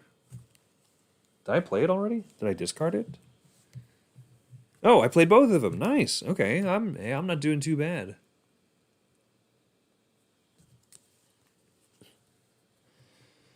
All right, so I spent $6 on this card. Yoink, yoink. Thank you very much. Whoops. So that increases my plant production. I finally have some plant production going on, which I'll desperately need. And I did it before I hit the 18 degrees, so that's good. Hey, I could play this Comet card, right? That would cost me $23. I would get 2 planets, I'd get an oxygen, build an ocean. And if I did that, I'd be saying goodbye to this board, to taking control of the government, which is such a it's just such a pastime of mine. Okay, so what is the Unity Party benefit? Okay, so over here, so the Unity Party benefit, is when the Unity Party is in control, and their marker comes out, then it's not an action, but for free, every titanium resource is worth $3 instead of $4. But they can only be played on, guess what? Space tag symbols, which will be hurting me in a little bit. But as long as these are face down, so these red cards are one-time events, they'll get played and they get turned face down. So as long as the space tag symbols aren't facing up, I'll be okay. Devin, I know that I think that you're not familiar with this game, so let me know if you have any questions about just how the game is playing in general. Feel free, my friend, to ask any questions. Okay, so here's what I'm thinking, right? Either I could spend $10, so this would be gone, and then I could take control of the government, keep the Calvinists in power, which would give me more and more money, right? Because I like that. But then what else would I do with that remaining money if not buy some of these cards? Well, I could spend $10 and, increase my energy and my heat again, which that could be really good. I could build this card, which would be a very easy way to get a lot more energy production. Or if I spent all of my money and my titanium on this comet action, I would increase my terraforming rating 2 steps, right? And I would also get $2 more of income every round because of that. I could place an ocean out. I could place an ocean right here on this spot, which, let's see, I can zoom in a little bit. On this particular spot, if I build an ocean right here, that gives me 3 heat, which would move me from having... it would move me from having 13 heat to having 16 heat. And then if I had 16 heat, then I could bump up the heat track 2 times. Yeah, so Devin, so the main game originally, right, is pretty much just doesn't have these small boards here on the side, right? You're just working on Mars, building tiles, trying to move up the tracks and everything. And the cards allow you to increase how much income of stuff you're getting every round. This is the politics expansion. So yeah, this I can just take some actions and maybe spend some money if I want to try and choose which party is going to stay in control to give me some small bonuses. It's a neat little thing to play with. Not necessary, right? But since I have it, I figured I'll put it on the stream as well. So yeah, so this is just kind of like which political party is going to be in charge, and based on which party's in charge, I get little bonuses of like extra money each round, and then this little tile here will kind of change. So maybe if you build forests onto Mars, you get $4 back. Like there's just little bonuses that you can get that way, depending on which political party's in charge. So I hope that clears things up a little bit. It is a bit much, I realize, as I'm talking a lot through all of my turns. So I think what I'm going to do is I'm going to ignore the political board for right now, and you're just going to see some kind of fun actions. So this action card costs $23. I have $20 right here. And then this titanium resource, even though it's 1, is worth 3. And boom, let's bring this comet down. So I'm going to crash a comet into Mars to, I don't know, oxygenate. I'm going to crash this icy comet and build an ocean. So the first thing that happens, since I've paid for it, I get 2 plants. I'm on my way now to having 8 plants to build a forest. I get to oxygenate the planet. That bumps me up here. I get to place an ocean out, and since building oceans is one of the main objectives of the game as well, it also bumps me up on my points track. And I'm going to build the ocean right here. This will give me 3 heat resource tokens. And now I've got, ba-ba-boom, 16 heat. And look at this. I'm going to go ahead and spend 8 of it to bump this up 1 time. And I'm going to spend 8 more of it to bump this up a 2nd time. Each time that I do that, it'll also bump up my little my victory point tracker there. Which this also turns into extra money that I get every round. So, very excited about that turn. So I played the heck out of that comet, and then this card just goes face down nearby me. A little bit sad to be ignoring this politics board, but as an action, I'm going to go ahead and move my little delegate guy here. I think what I'm going to do is, instead of jumping in on this party because that my guy would go away, I'm going to make him the chair of the Calvinist party. Right? He's the first person in that party sitting over here in council, so boom. So next round, I'm going to put some extra boys over here, and they'll get to be the majority party, and then I will rule the government again.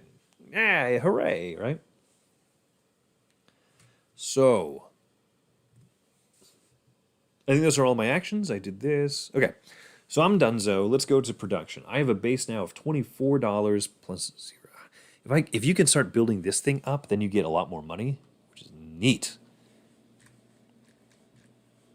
Unfortunately, that's not how things are going for our hero.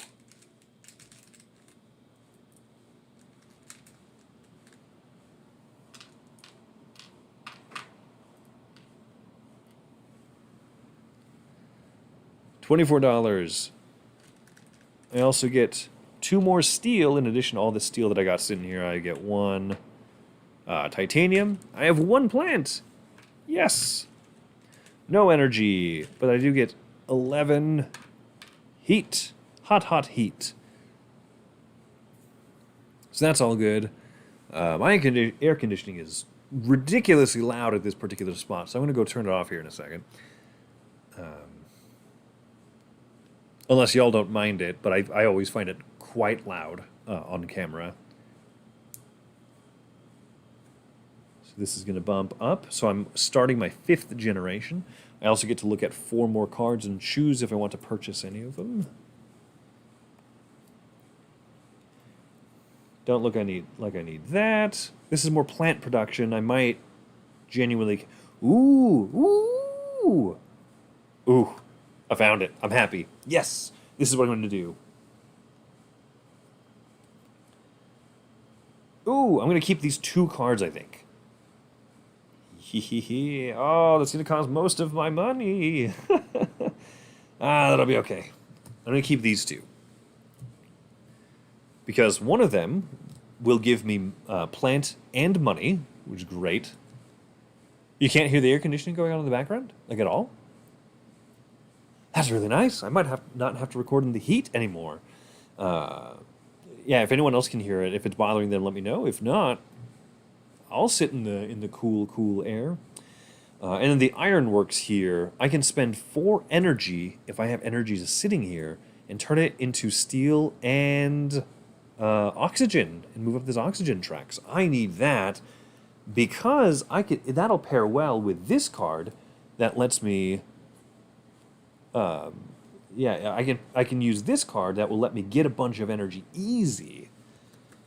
But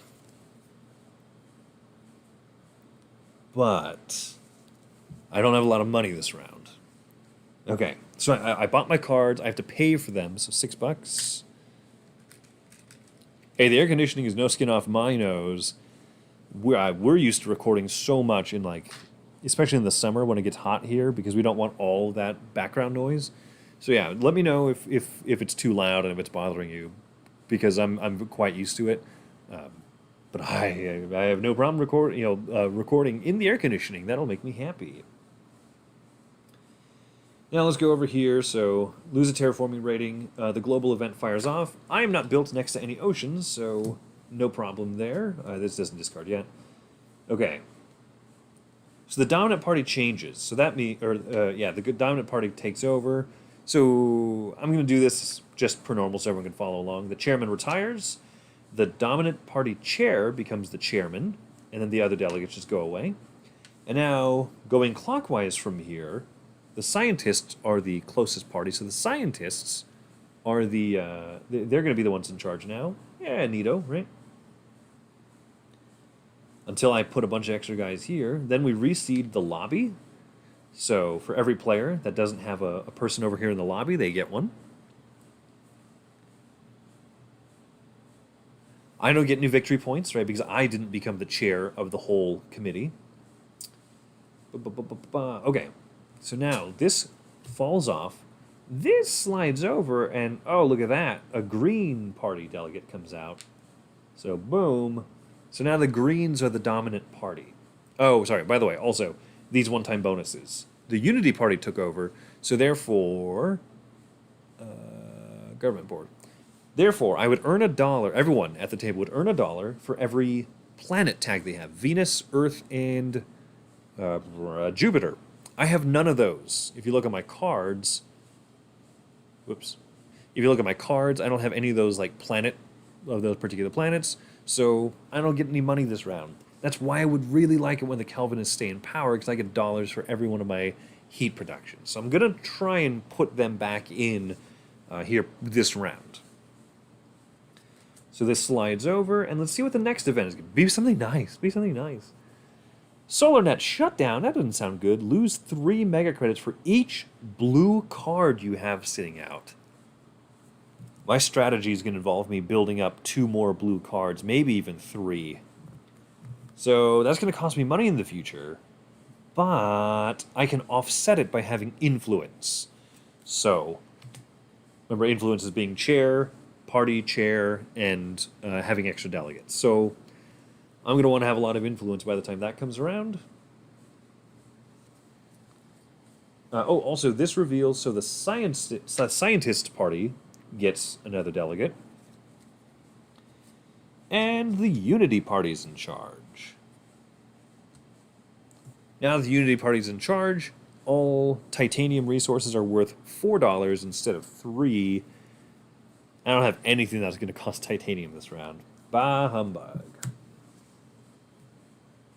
Cha-cha-chow, so that's everything. Alright, time to play. Time to play a little faster. Wow, I've been at this already for 2 hours, but, you know, technical issues will do that. Paul, did you ever get the Terraforming Mars app to download yet? Let me know if you like it. It's a decent interface. I wish it were just almost like a little bit less interfacey. You know, if you use like drag cards, wherever you have to like click a menu, pull up the cards, click a menu to pay the cards and stuff. But otherwise, it's good. It's a good app.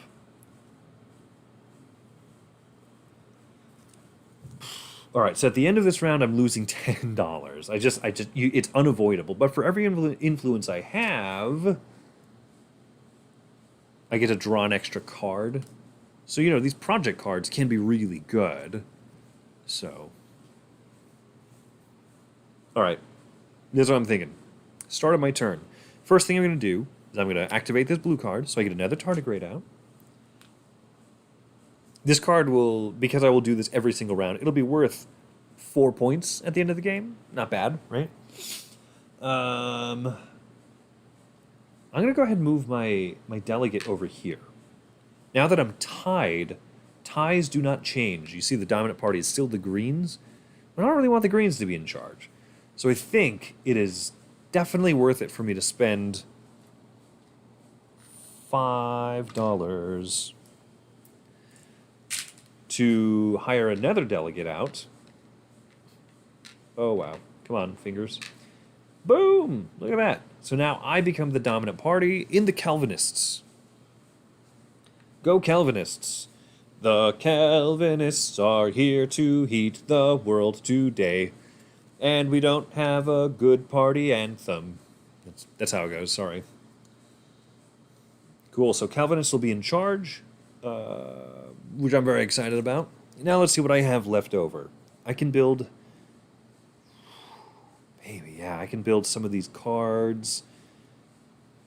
Temperature's at 16 degrees, so I could build grass, finally. This would increase my plant production more. So I could spend $11 on that. Might want to. This requires 6 degrees, so that's still quite a few steps away. I could build the energy market so that I can increase... If I build the energy market now, I can increase my energy production so that I have 4 energy to work with next round. Probably what I'll do, and then I'll see if grass works or not.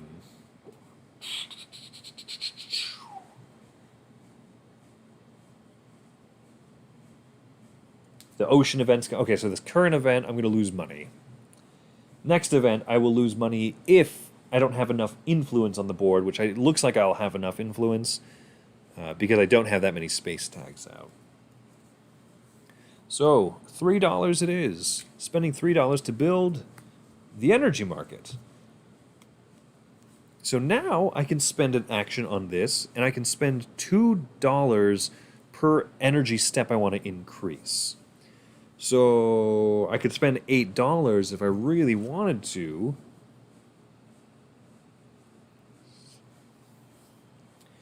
I think I do.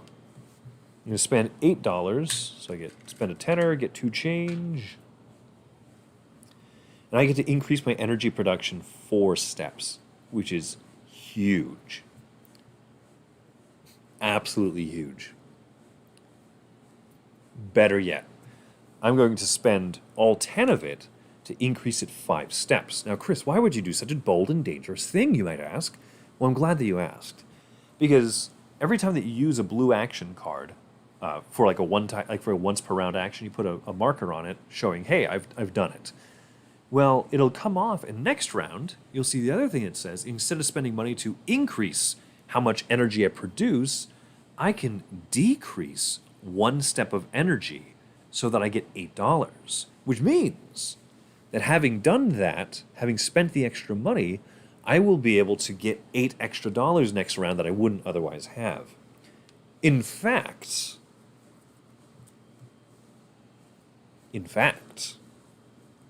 what I think I will do is I will spend, now because of my special corporation, I can spend heat as if it were money. So instead of moving it up 5 steps, I'll move it up 6 steps by paying 2 of it with this gold token here. So we get 8 back.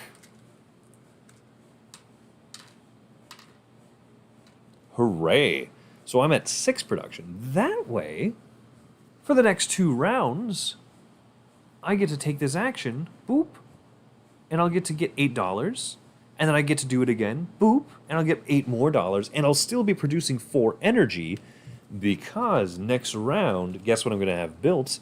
I'll have built this thing, where I spend 4 of the energy that I get on income recurringly, and I'll be able to bump up on oxygen. Devin, thank you for asking, why would I do such a bold and dangerous thing? It's because I'm that kind of guy. All right, my last action for the round. I've taken over the world of politics. I have built up an energy market. I am set up for the next few turns to make up some money. So now I'm going to spend 8 heat, which I have, and I'm going to heat up Mars for the people, you know, for the kids. That's why I do this. That's why I do this, for the kids. So I bump back up on the terraforming rating. I'm sitting at 24 points. I'm halfway up the heat track. I'm a little bit along oxygen. I have 1 ocean built, so yeah, it's going okay-ish. I'll need to step it up here a little bit. I'm out of money. I'm out of stuff I can do. I could build this card purely with steel, but I'll still have steel next round, so we'll see what happens. I'm done. I'm gonna call it a round. So let's go to production. I have $24 that I'll be earning.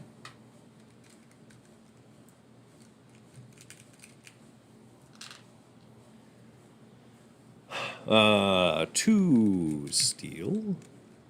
In fact, I'm going to take 3 away and put a 5 out. There we go. 1 titanium, 1 plant, 6 energy. Wow, I'm Butterfingersy tonight. There you go. And then adding in the 11 heat. Now, let's go to the politics board. So, all players lose a terraforming rating. Boo! But it'll be okay, because I'm going to earn it back this round. Global event triggers.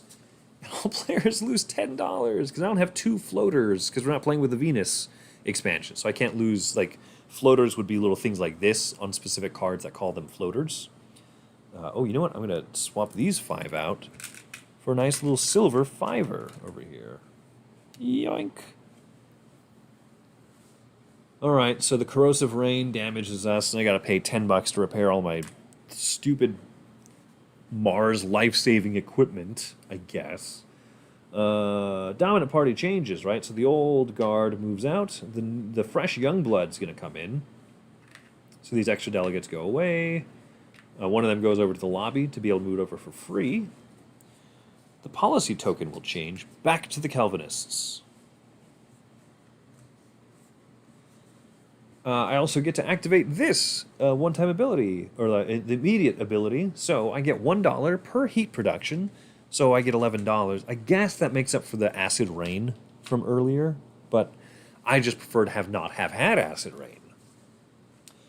The dominance marker is going to move over here clockwise to the Greens party, so they'll be potentially the next political party in line, but hey, you know. Oh, really quick. What happened earlier? Okay. When this event triggered off, fired off, draw 1 card for each influence. I forgot to do that. Oh, did I? I need to purchase my normal 4 cards. Yeah, go Calvinists. Seriously, they're rocking it this game. Ooh, fuel factory. Not bad, not bad. Lose energy to get money in titanium. Big old asteroid to get titanium and victory points. I need to get a few more points going on here. Every time someone builds an ocean, get 2 plants. Maybe, because there's 8 oceans left, so that this will fire off a lot, and I'm right at the cusp of the temperature that I can build at the max of 12 temperature. So maybe, and then, whoo, that's a pricey meatball, but look at that. Look at that fantastic production that it would give me. I like heat. I like energy. And this is a little bit of both.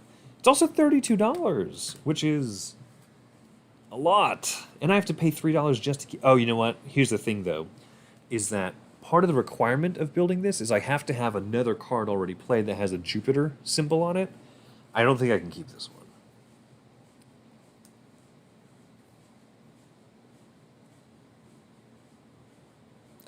This is a good card. This ocean one. When oceans get built in the future, I get plants out of it, because plants are points. Plants are plants become the forests for points and increase the oxygen. I'm really debating that. Oh, wow. If I bought both of these, this would provide the Jupiter symbol to be able to build this one, and that's 3 points. Oh, why is this so hard? Dadgummit, every time I play this, I'm always just focusing on getting the parameters and not the points, you know?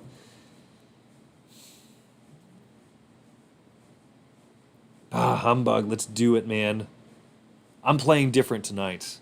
So I'm going to ditch these 2 cards. I'm going to keep these ones for $6. Might be a royal mistake.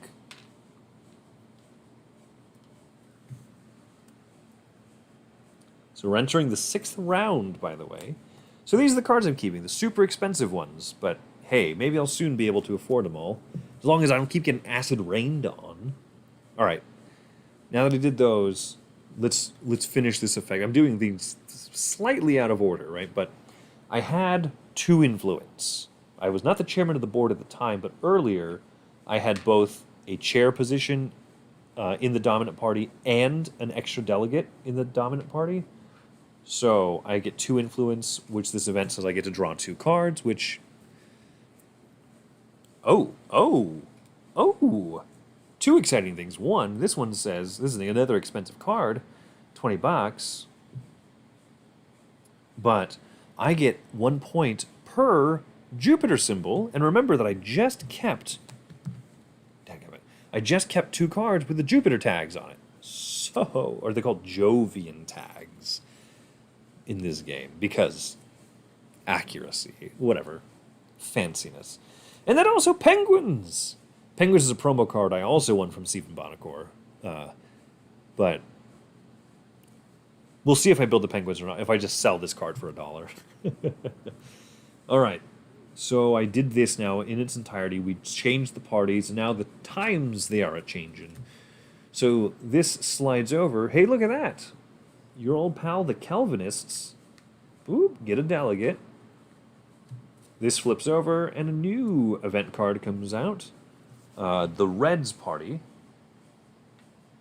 gets another delegate. So in a few rounds, the first player removes an ocean tile from the game board. Gain 1 standard resource per influence.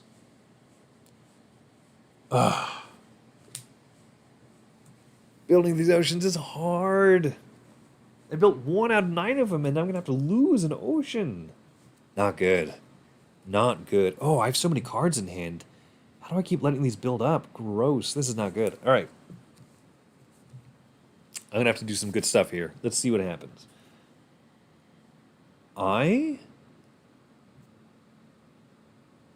Okay, so all of this is done. Now it's go time. I've got some money to work with. I've got some heat to work with. Do I want to blow it all on like a huge thing like this? I don't think I even have enough 6, 12, 24, 34. I could afford one of these big guys. Not this one first. I have to build a separate. So yeah, I would have to build one of these 2 first. I could afford this one so that it would give me more titanium production.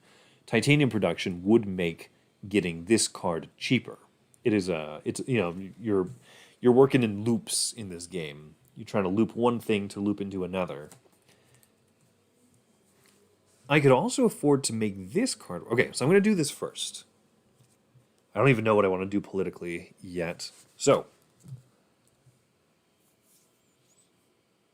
I will spend 6 steel to make this work. I'm going to spend 6 steel as $12 to build this card. This is the Ironworks, where I can spend energy now, which I've got plenty of energy just sitting here. I'm going to turn energy into oxygen. So I spend 4 energy as an action. You get 1 change. I turn it into, look, a steel plus 1 oxygen. So this bumps up, and I get to bump up my terraforming rating again. Oh, when I became the chairman of the board, I forgot to bump it back up. Good catch, Chris. Thanks. Thanks for noticing. So I did that. That's good. I also have this card, which I set myself up for so that I can sell 1 energy production and turn it into $8. Or mega credits, they're called in this game. Oops. There we go. Hey, now I've got a little more money to work with. Good, good, good. What is this? This is a 5 right here.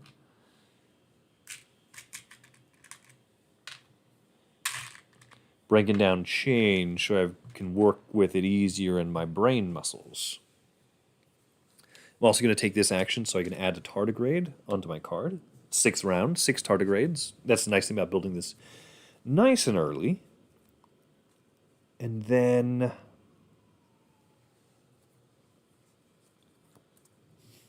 see, here's the hard thing, right? I could build this grass card so that I just have more plants kicking in quicker. Or I could build this asteroid so that I could start building my big cards sooner. But the thing is that the big cards, getting more plants means that I'll start putting out greenery tiles, which is good, like these forest tiles, because that moves up oxygen, which moves me up further up on the income tracks and everything. So do I do that first, or do I do this because it's kind of nifty? But even though it's nifty, it doesn't... Does it give me truly what I want? I'll get some points out of it. I'll get a little bit of steel production. I guess this is more heat and energy, and heat and energy is money for me. So, yeah, I'm going to do it. What is... Okay. So $30 to build this card. 20... Okay, so now each steel is worth 3, so that's 26 plus 4 more. That's 30 right there. $30 builds me this this nice Jupiter card. And you know what they say, Jupiter is stupider, so probably a bad plan on my part. But that is going to be an extra 2 points also at the end of the game, which will be nice. There's lots of things about it that are nice. It's a lot of money, but hopefully worth it. Next thing I'm going to do is I'm going to spend... let me think about this. You know, I want to spend this heat to bump up the heat sooner and quicker, but I think that if I share from here first, this will actually benefit me more. So let me do this. It is at least 16 degrees on the planet, so I can choose to build this card. It'll cost me $11. So 5 plus 6 is 11, so I'm going to spend 6 of this 10, so I'll get 4 back.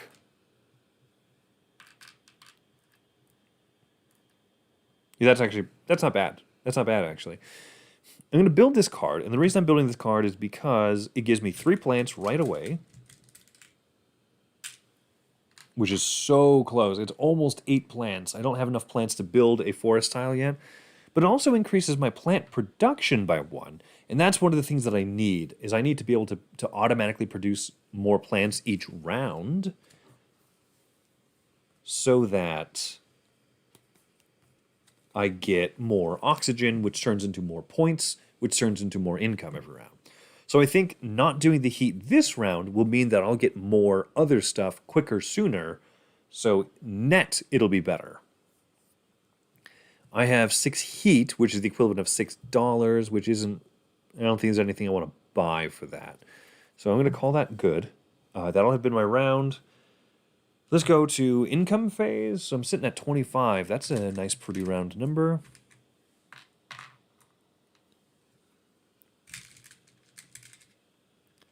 I think I'm kind of falling into a groove, which is nice. Earlier, I was admittedly fairly stressed with life in general and just a lot of stuff going on. But now I'm kind of just feeling good.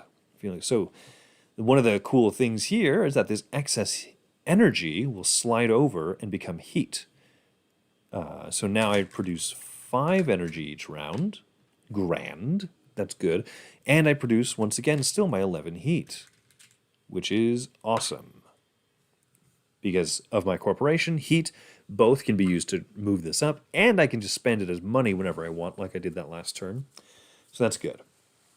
So I've done my income. I will get cards, and because I've got 5 cards sitting here, several of which are quite expensive, I don't know how many of these cards I will feel like keeping, but we'll see. Zeppelins, no thank you. The Asteroid Mining Consortium.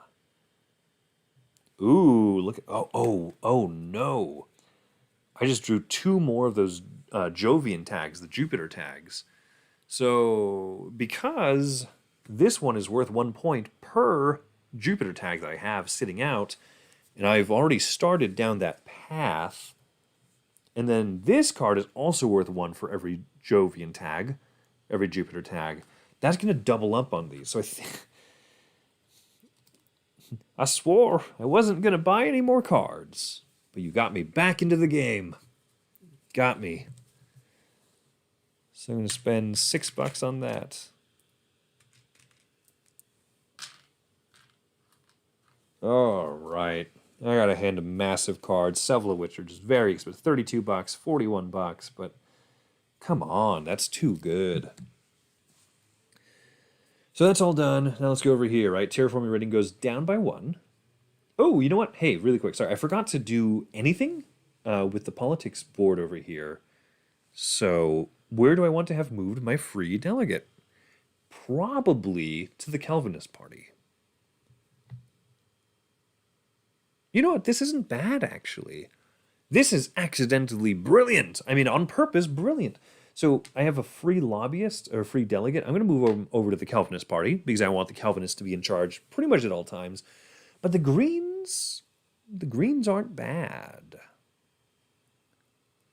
So this is what's going to happen. So now let's go through this, right? Everyone loses 1 terraforming rating. Boo. The global event fires off. Lose 3 mega credits per space tag. I've got 2 space tags sitting out. I have 1 piece of influence because I'm the chairman of the entire committee, the chairman of the whole board. That's 1 influence. Had I moved this guy over to the Greens party, actually, I would have a 2nd influence, so I could have offset that cost. But I think I'd rather take the cost now and be set up to take over the Calvinist party next round. That's what I want to do. I'm going to do it.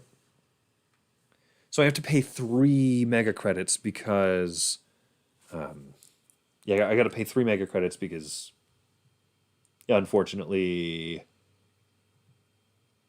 what is it? Oh yeah, this event. So boink, goodbye, hard-earned money that I didn't inherit from my billionaire corporate father, from the previous generation of this game. My hard-earned money. So the event is done. Now it's time for the new government. I get kicked out. I retire. So go here to the free lobby. And the Greens take over. This delegate goes away. The dominant party now is going to rotate clockwise. So the scientists will be the default next dominant party.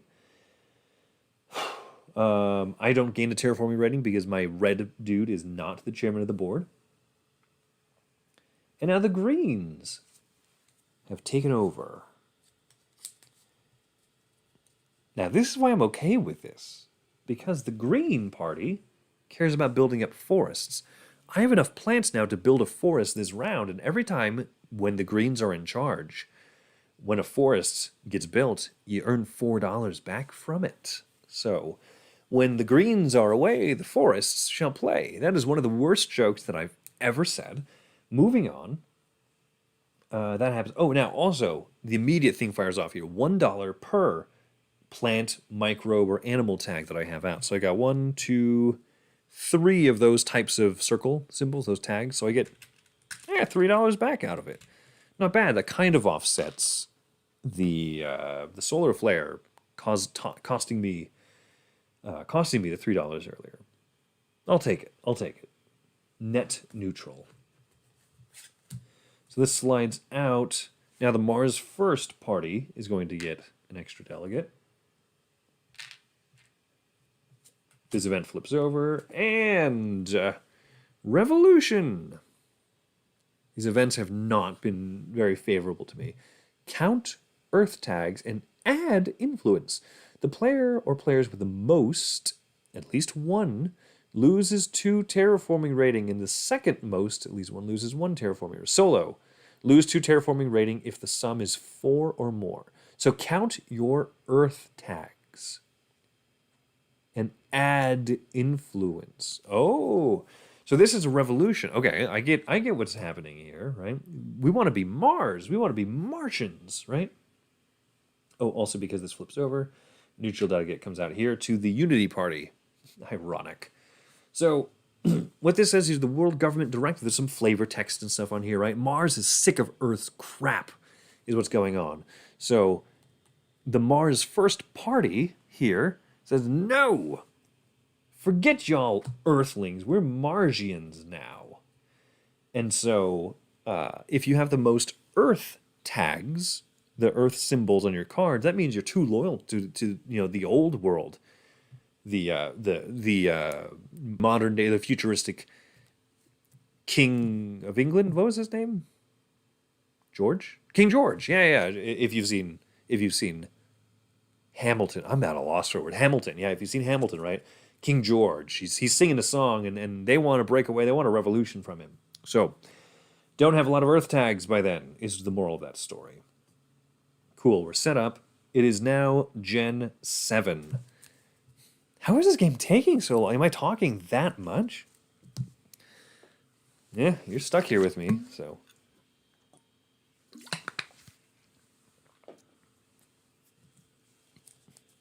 If y'all are hanging out, then I'll take it. Next turn, next series of what's going to happen here. So I'm going to make the Calvinists in charge this next round. What's going to happen? So I get a free lobbyist out here. Boop. So now the Calvinists will be in charge, and I become the chair, and I have a second delegate. So I will offset this upcoming event, which is minus $3 per blue card I have sitting out, which you see I have 3 blue cards sitting out. So unfortunately, the maximum influence I can have right now is 2, because I cannot kick out the chair before this is going to fire off. So let's see what I want to do.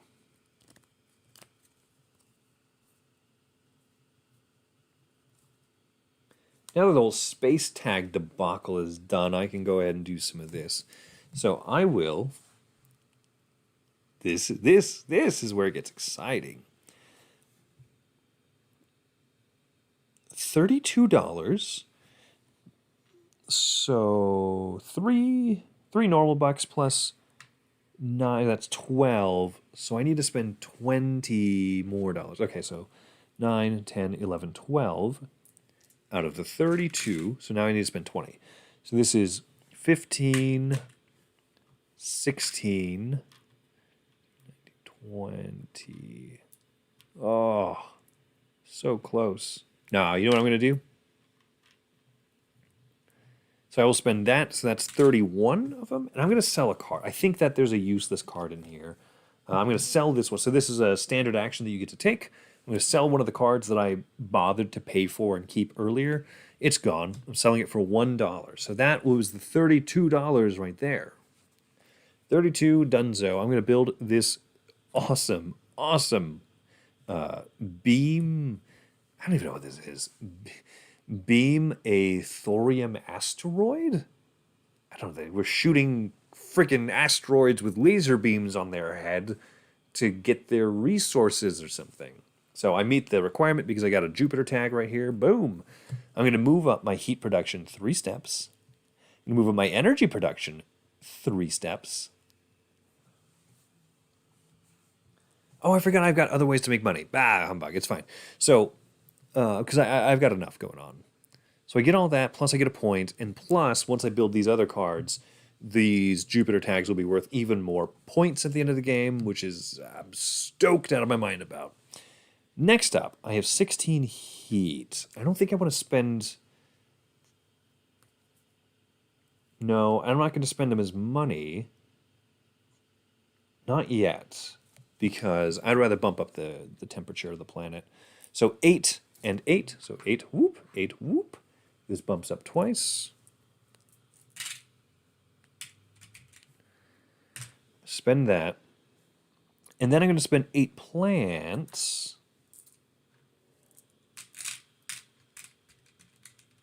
to build a greenery tile. And I get to build, because it's my first greenery tile, I get to build it wherever I want. So... Ooh. If I build it up here, I get more pieces of greenery. You see how, like, let me zoom in on the board a little bit for you.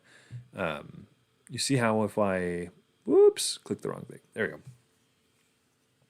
If I build it on these spaces give me more plants, which make it easier to build more greenery. So I might be tempted to build up here, But if I build down here, it gives me more heat to work with. And then if I build like a city over here, it'll give me points for having greenery built around, and it'll let me place out an ocean, but I have to spend $6. You know what I mean? Like you're harvesting the ice to get water to build an ocean. I think I'm gonna do that. Oh, I hope I don't regret this. Yeah, I don't think I will. I don't think I will. So I'm going to build a greenery tile or a forest down here, which I'll mark as mine, not like the basic starting ones. That'll give me 2 heat resources for the round. Grand.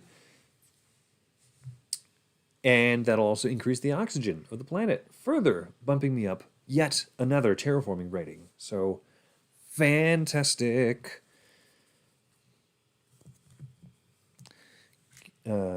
Oh, let's go back to my cards. There we go. Okay. So I'm going to put this on here so I get another tardigrade. I'm going to spend one of my energy production because it's got all the way bumped up to 8 because of this card. I'm going to bump it down to 7. I don't need that much, right? Because I'd rather get $8. Fumbling everything. And now I'm going to use this action to spend 4 energy. I get 1 and change. And that's going to give me a steel and an oxygen, further moving me up on this track. Things are going well. Things are going well. I just need to figure out how to build oceans in time. Other than that, I'm doing okay. 1, 2, 3, 4, 5. I get to use this 5 more times. So I just need to build like 3 greenery tiles, maybe, right? That'll be good. I just need to get this up and then build the oceans. And the heat, I'm doing okay. I'm doing quite well. So now that I got $8, is there anything I can't build penguins until 8 oceans are out. This is a freebie card that I drew. I don't think it's going to be worth much, because I don't think you're going to build oceans quick enough. $8. No, I'm going to keep that $8 for next round. I'm going to call it good. So I'm done. Hey, is the video still working at all? Like, has it gotten any better since earlier? You know, the issues earlier, or are y'all just hanging out and just having me on in the background and living your best lives elsewise? Let me know. I'm already this far into it. I'm not gonna cancel the stream or whatever. It's just too bad that the video is not working. Maybe I can do something like this a different night and keep that video up so people can watch it, and maybe I'll have my head on more straight by then. So let's go to production. I'm sitting at $28, nice and pretty.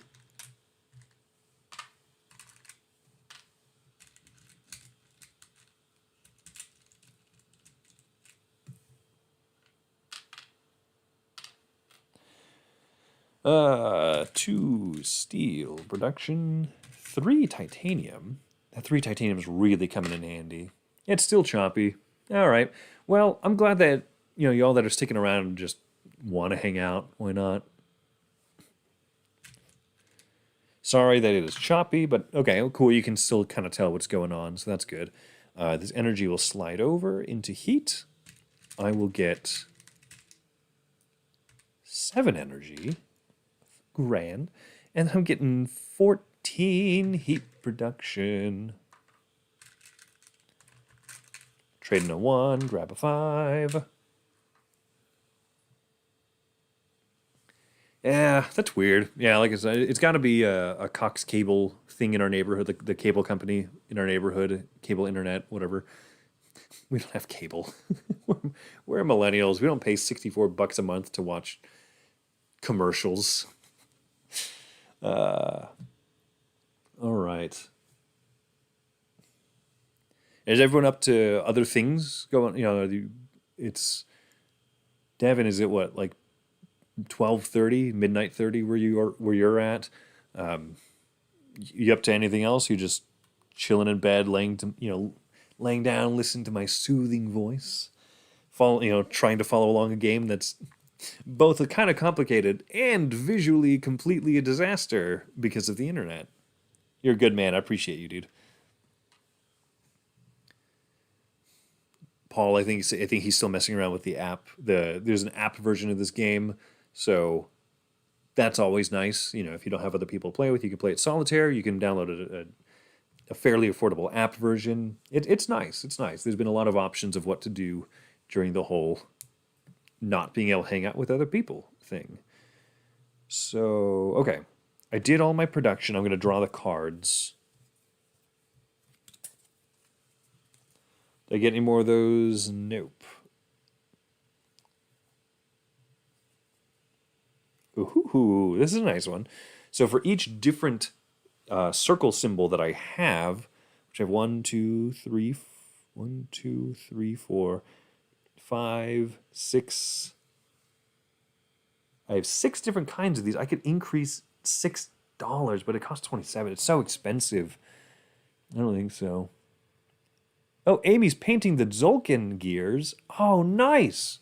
Nice. You have to send me pictures about of how that looks, because Tzolk'in is another game that I absolutely love. And so, cool.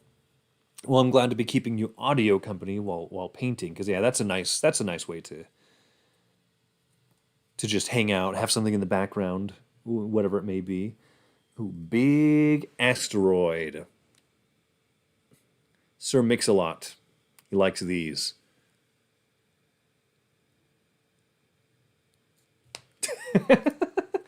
Debbie, your girlfriend's over watching Haunting on Hill House. You'd rather watch this than that? I think that the production quality is going to be a little bit better there. You're a horror fan? I never can guess with people. The most sweet, nice, kind, innocent people ever are just like, oh yeah, I listen to true crime documentaries. I watch horror movies and stuff. Give me all them beasties like stabbing and murdering people. Didn't expect that. This big asteroid could be nice. It's going to move up that heat even quicker, so that I could move up the temperature even quicker, so I could spend more of my heat on other cards. And because it has a space tag, I can use this titanium on it. I still have plenty of cards I can use the titanium for in the meantime. But you know what? Oh, but check it out. It gives you 4 titanium back. So, like, you spend quite a bit on this, but it gives back. Snow algae. I need to build a second dang ocean. I'm nowhere close to oceans, but if I have a second one out, then this one can give me more plant production, which is going to be important. No, I'm not going to keep it. I'm not going to keep this. I'm not going to keep these 3. I'm going to spend $3 total on cards this round that I'm going to keep. And it's just going to be this big asteroid. Sounds like when the kids are in middle school and they say, "Holy shiitake mushrooms!" All right, it's okay. So I kept the cards. It's the 8th generation. Now let's go over here. So boom, lose a terraforming rating. Ugh. Global event fires off.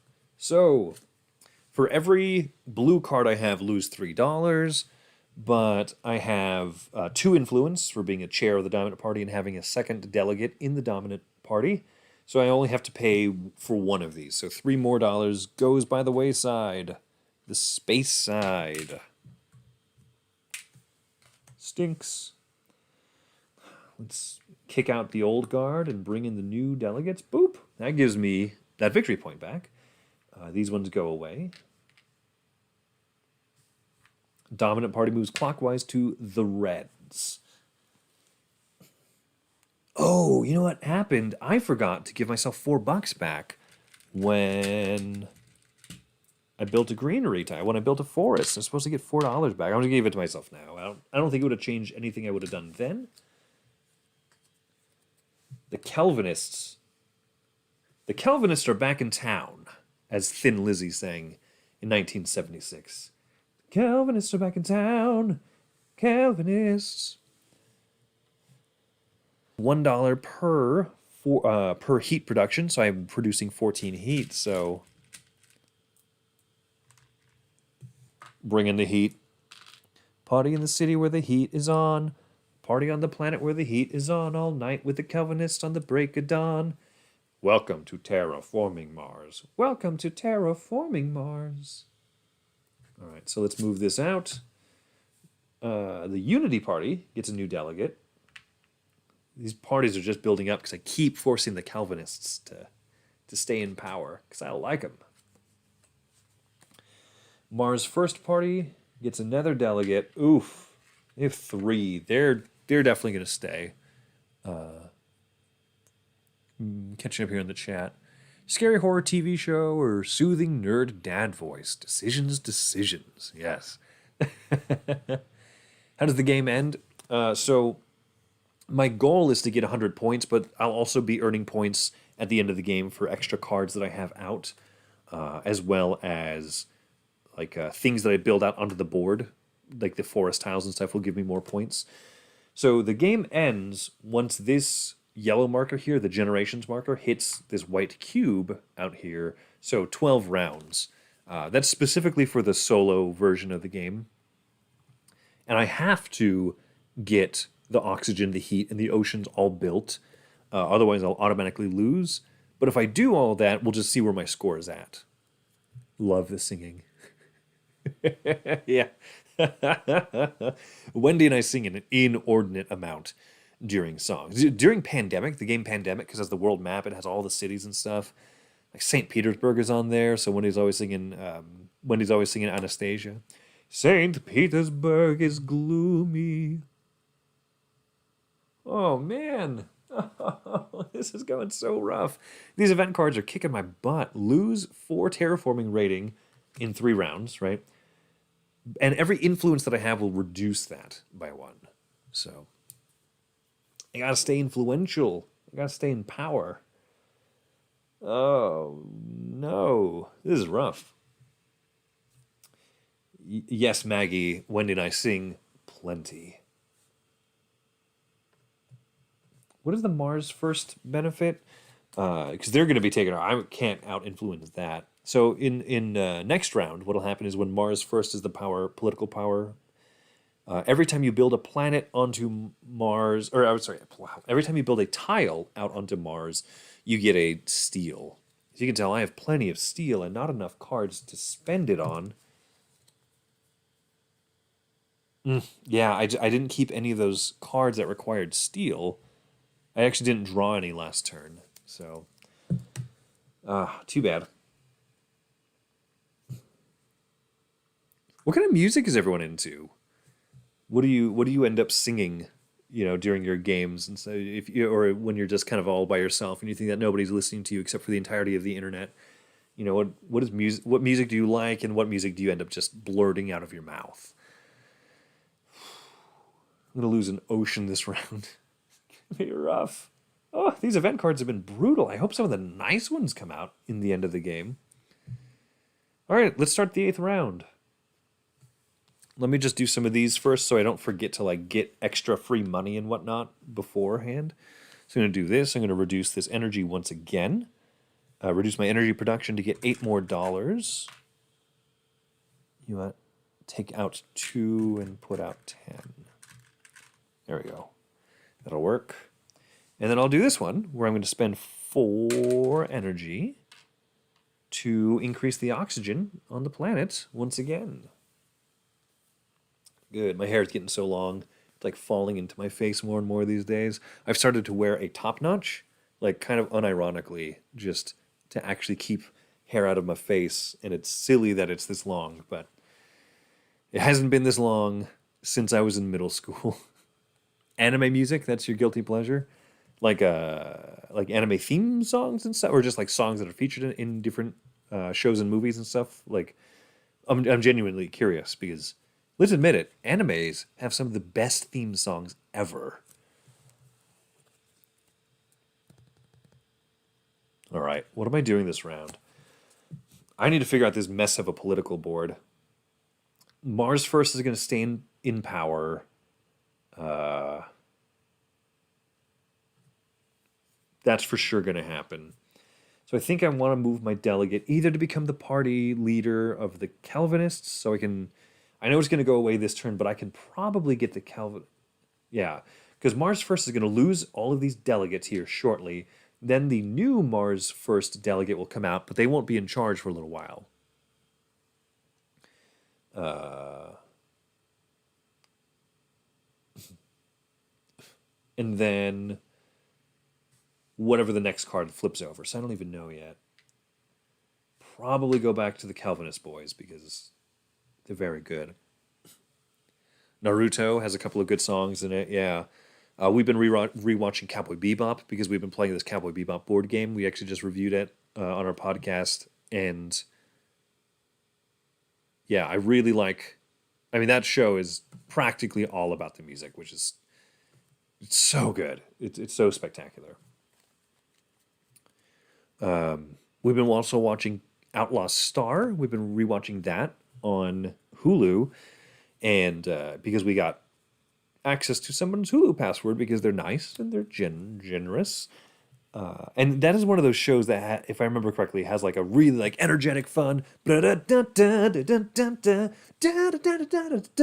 opening theme song, and then like the closing one is like one of those super ballady, run, dun, da, run, dun, da, run, da, da, rum. Like this super like actiony show, and all of a sudden has this like really slow, soft ballady outro. So anyway, enough of that. Let's go terraform some Mars. Yeah, Cowboy Bebop has two board games that came out recently. The one that we got a review copy of is a really cool card game. It's called Space Serenade. So that one was pretty nifty. We liked it. Okay, let's Marsify some Mars some more. Marzipan. I'll figure out how much more I want to invest over here. All right. I just died in your arms tonight. I think it's asteroid time. I think it is. I think it's asteroid time. $27. So -9 brings it down to 18. So yeah, 3 steel for 3 each. That's 9. Bringing it down to 18. Perfect. Now I've paid for the whole thing. The asteroid's going to crash into the planet because I'm a very nice guy. So, okay, I get 4 titanium out of it, which is nice. So I actually get more. I practically get more back than I spent. We're going to go mine that asteroid now and get some of the sweet, sweet titanium juices out of it. But also, I get to increase the heat of the planet 2 steps, which means I increase this 2 steps, my terraforming rating. Oh, thank goodness. Okay. So this event card is Dunzo. Normally, if you play with other players, you can attack and destroy some of their plantages, some of their plant life, which is rough, but when you play solo, that's fine. Okay, well, Devin says, Log Horizon Season 1. I'm not familiar with that show. I've never heard of it, to tell you the truth. So... So I will go check it out because I love a good anime theme song. I truly do. So I've still got money left after that whole asteroid business. So $41 if I want to build this mining industry.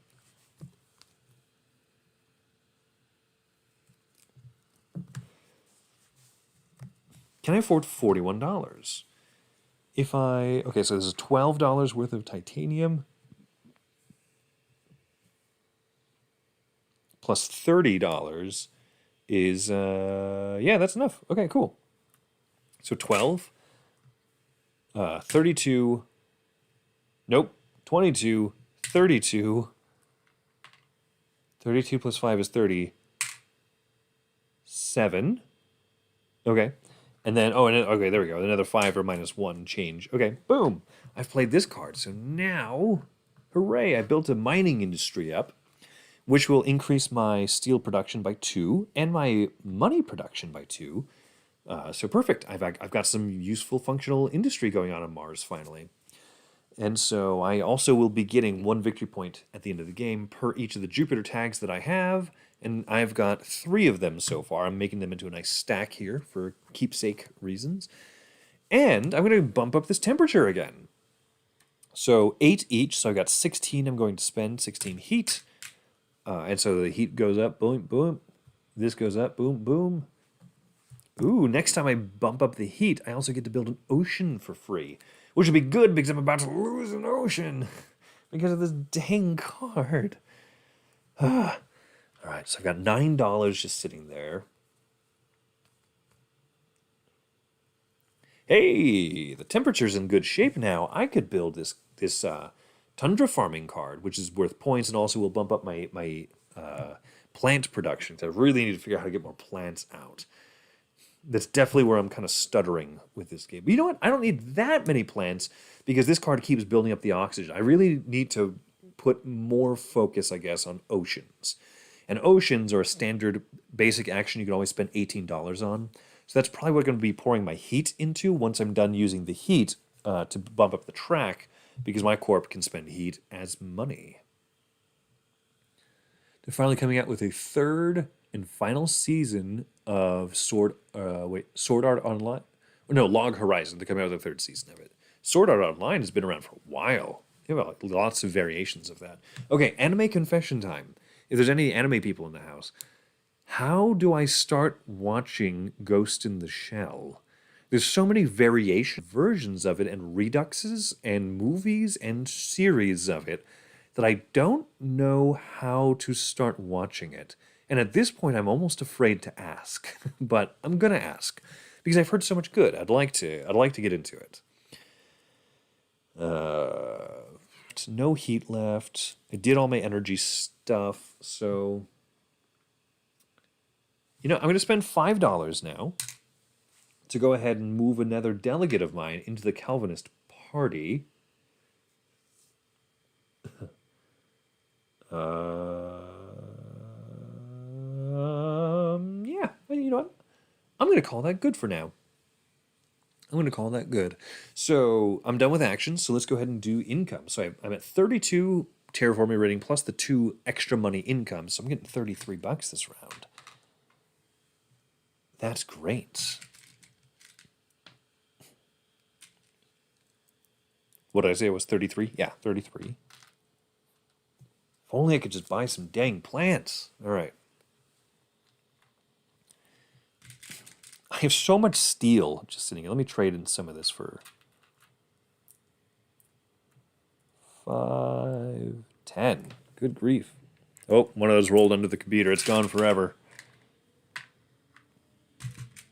Ooh, look at this. 5 titanium. Fantastic. I get 2 more plants, which I'm going to put out for a 5. All of this energy turns into heat. I get 6 energy, and then I get 14 heat.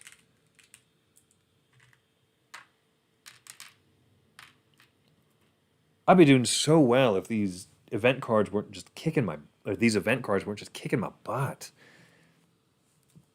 All right, let's draw some more cards. 1, 2, 3, 4. And I'm at a point now where I think I can afford to keep quite a few cards, especially if they've got these building things on it, right? If I can build them with steel. Windmills I can build. Now that there's enough actual atmosphere, you can build windmills on Mars. That's kind of neat. So that's good. Power company. Maximum 6% oxygen. Oh no, I like the search for life. It's such a dumb random card, but so I obviously won't be keeping that because there's too much oxygen to go for a scientific endeavor now, looking to see if there's life on Mars. Because guess what? We've put lots of life on Mars. This one will definitely go away as well.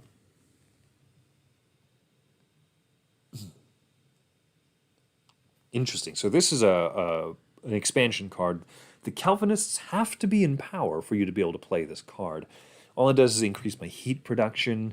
So it's like a cheap way that I could increase money, essentially, because that's good. This one is a fairly cheap way that I can increase. I can get a victory point. So I'm going to take both of these cards. It's going to cost me $6, which I'm not hyped about. But, points are points. Do I even need this card? It's 1 victory point, but I think I'd rather focus on building up forests. And it's cheap. It's cheap as all get out. Okay. So done that. let's bump up the generation marker, and now lose 1 terraforming rating. Do the global event, so we lose an ocean. How sad. All right, the parties are going to change. My guy goes away, and the Mars First are in power. And look at this. Look what happens. Clockwise from the Mars First, whoop, comes here over to me. Little old me, the Calvinists. Oh, man. Reddit recommends start with the Ghost in the Shell 1995 film. Will do. So as this slides over, a new neutral delegate goes to Mars First. And then... Ah, dang it. No! Oh no, the Reds take over as the dominant party. Whoop. I don't like that. Don't like that at all. What happened? It was Mars First, right? So let's pull out the Mars First tile. Yeah, Devin, this game would be a lot more straightforward to follow if it was just kind of this part here, mostly just the map and like the card play. This part is a little bit funky for a first-time watcher, but I like it a lot. I like trying to balance this out. Also, I get $1 for every building tag I have. 1, 2, 3, $3. If you if you get a lot of those building things, Mars First is so nice for you. But since I'm the heat guy, that's why I like the Calvinists. Oof.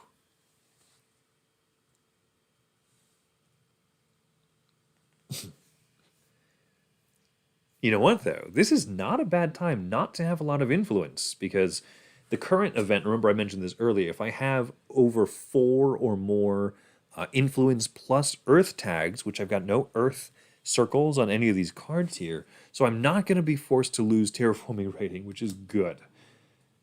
So I'm in the clear. But by next round, I want to have a ton of influence so I don't lose more terraforming rating. It is wacky.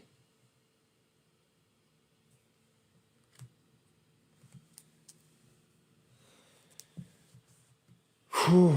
Okay. So I think this is all done now. The government has all changed. It is the 9th generation of the game. I'm only 2/4 of the way there. This is taking a long time. Let's see if I can speed this up a little bit. Thinker Themer, Maggie, you mentioned that Amy's painting the Zolkin gears. What are you up to with your lovely Sunday afternoon hanging out with your pal Chris from America?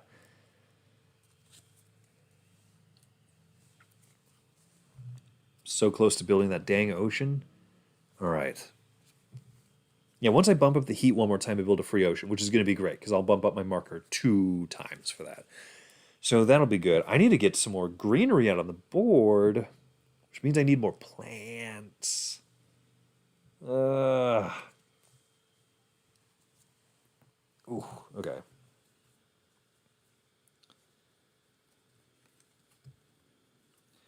What to do now? What to do now?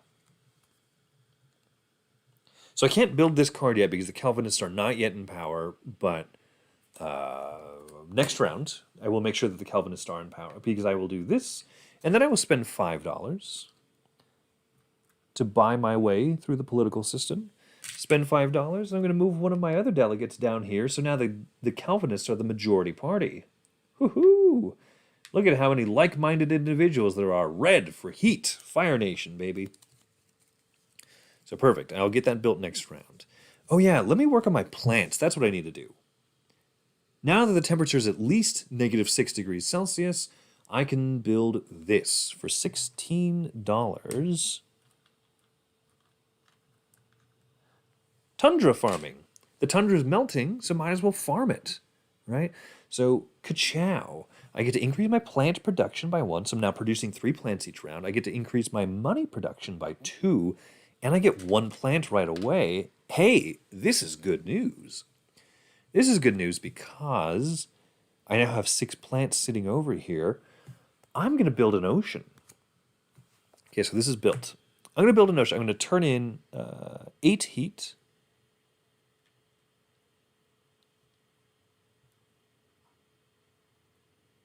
I guess I might as well just do the 16. Yeah, I'm going to bump it up twice. So 16 heat. You know what?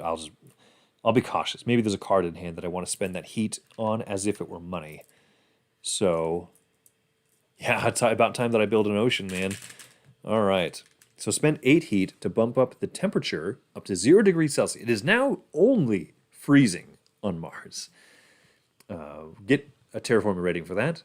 When I hit this space, I get to build an ocean. Now, I'm tempted to put it on this space, which would give me more heat again, but I'm actually going to build it over here so that I get 2 plants. I put 2 plants out onto here, and now I get to spend 8 plants to build another forest tile. Oop, drop that. Now I'm going to put it right over here. So another forest covering up this space at the South Pole so that I get 2 more heat for covering that up.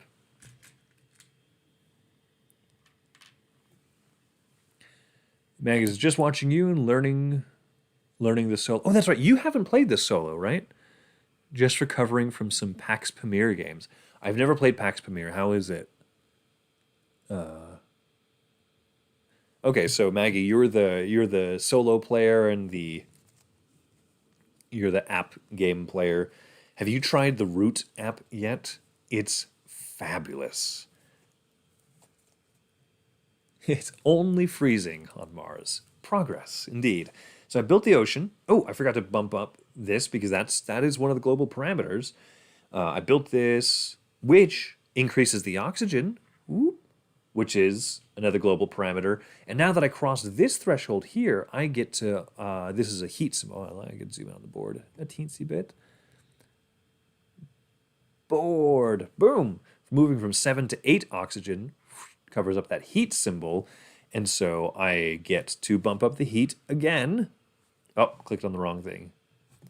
Let me do that again in slow motion. All right. So I'm doing pretty well, except for the fact that my planet is dry. Oh, and moving up the heat gives me another one of these global parameters, so I get the terraforming rating done. Oh, glorious. I'm so close. Once I finish up this heat track, all of this is just going to be money income for me. It's great. PAX Premier is mostly take that. Just downloaded the Root app thanks to your video. I'm still going to go through the tutorials. Yeah, the tutorials help so much with Root because it's just how diverse each faction is. Oh yeah, the fantastic job with the app. The only problem is with the Root app, which because it's a war, like it's like a simple kind of a war game. When I've been playing it online with different groups of people, a lot of the games have hit some weird glitch where, like, in the middle of someone else's turn during this combat, the like we'll be in a 4-player online game of it playing it turn-based, so like asynchronous, or every person has like a day that they can take their turn, and there's just been like a glitch at some point or other with a few of my online games. So hopefully that gets fixed soon. But I've just been playing against the computer, and it's so good. So very good.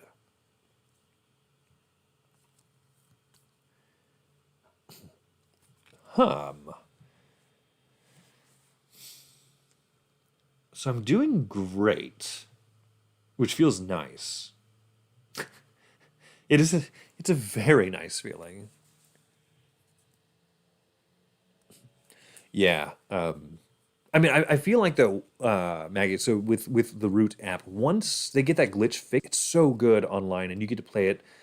Playing it turn based, like I said, where you can choose a group of people, you can create like a private room and set a password to it, and so like it's fun to be able to play against different people and see the different strategies they have because people are a little bit smarter than the AI. They'll make some better moves because Root is being a war game with 4 different factions, all about, oh, this person's pulling ahead, that one's, so make sure let's kind of like self-regulate there. So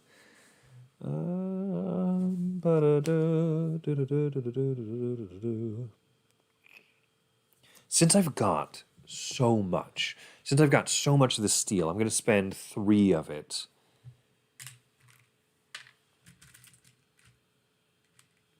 There you go, just to build these windmills. I don't need more energy production, but I'll take it. its point. Gives me an energy production. Oh, speaking of energy production, I guess I can go ahead and do these things. Where I'll spend the 4 energy to build up, heat up the oxygen. I also get a steel out of it because I have so much of it. I'm going to do this thing where I reduce that energy that I just built up to get $8. I should really remember to do this free money action at the beginning of every round so I realize how much money I actually have to work with. And then I do my tardigrades card again because it's the 9th round, so there's my 9th tardigrade. That'll turn into, divided by 4, turn into 3 points at the end of the game. Not bad. Not bad. So now I've got a better idea of how much money I have to work with. Yeah, let's do this. Let's do this. I'm going to build a city. So there's another one of these standard actions that you can do. You can spend $25 to build a city, which will also increase my money income by 1. So let's see, 20. So I'm going to spend this 10 heat plus 25 normal dollars. And I'm going to build a city tile. My first of the game. And it's going to go down here in the very tip of the South Pole. And you can see here in the South Pole it says build an ocean, but it costs $6. Now the other thing too is at the end of the game, every one of these greenery tiles, every one of these forests is worth 1 point. And cities are worth 1 point for every forest touching it. So obviously I'm going to try and surround this city. So, good. Good. I did that. I get to build an ocean now. And I get to build the ocean over here, covering up 2 plants. When you build adjacent to a pre-existing ocean, you get 2 mega credits out of it, or $2. Oh, sorry. But before I do that, I have to spend the $6 that I have because this space told me to. In order to build the ocean, I built an ocean next to an ocean, therefore I get the 2 plants and the $2. So I'm good, covered all my bases. That's nice. That worked out quite nice. All right, I've controlled the government. I've got all this going on, so perfect. End of the round, let's do income. I'm at 35 plus 5, so $40. Here's to hoping I can hit the points this time, even though these event cards are just hurting. Ooh.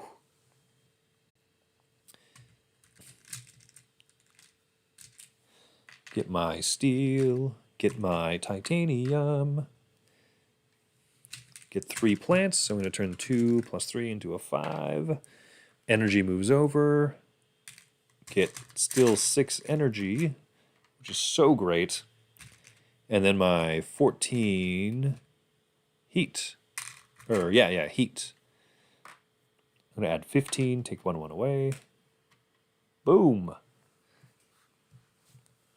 I'll do the cards. After I purchase cards, then I'll do the... oh, man, sorry. I had it on the wrong screen the whole time. All right. Sponsors, no reason to have that. Public celebration. Interesting. What is requires that you are the chair? Well, guess what? I'm about to be the chairman. So I can choose that we're going to have this big old fireworks display.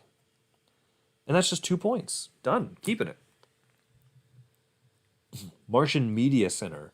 Action, pay $3 to add a delegate to any party. Ooh, that's kind of cool. But Mars First has to be in power for me to be able to get it. And Mars First is not really the one that I want. But I can. Why not, right? Oh, snap. Also, Mars First was the government currently in power, so every tile that I added to here was supposed to get me a steel.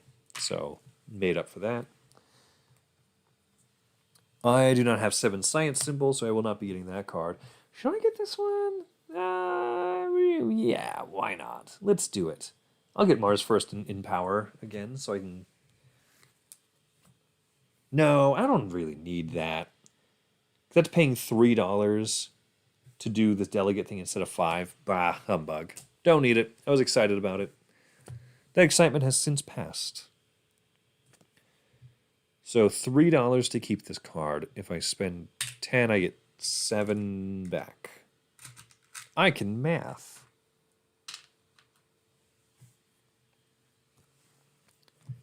Wait, Maggie, I just realized you said that you are recovering from a few games of PAX Premier, which is very take that. Does that mean you were playing it two-player? Like, because you're under pretty strict lockdown, I think, in Melbourne, right? So yeah, head-to-head as like a two-player game with a lot of like punch, like that would require some recovery, some cooldown time. All right, so let's go over here. Boop. Terraforming rating goes down. Boo. The global event fires off. I don't have Earth symbols. I don't have more than 4, so I don't lose anything. Done deal. The new government takes over, so this guy goes away. My delegate becomes the chairman. Oh, is there any other benefit?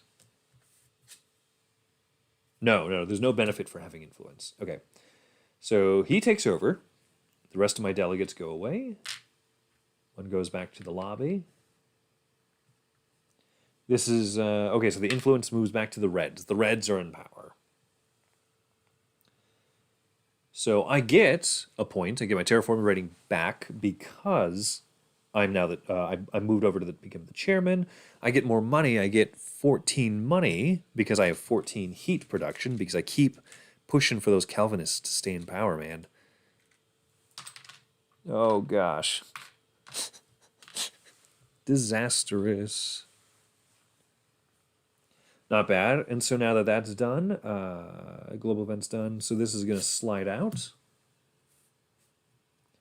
Hey, a neutral delegate moves over to the Calvinist party. Thanks.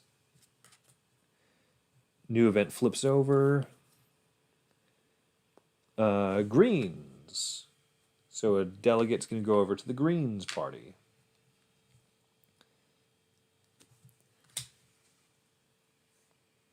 So we're now starting the 10th round. So let me think about this, right? 10, 11, 12. So this is the 10th event, 11th, 12th event. Okay, so these are going to be the last 3 events that will fire off. Anything more that flips over in the final few rounds here won't affect. Yeah, they won't affect outcomes of the game. So thankfully, these are not rough. These are not bad at all.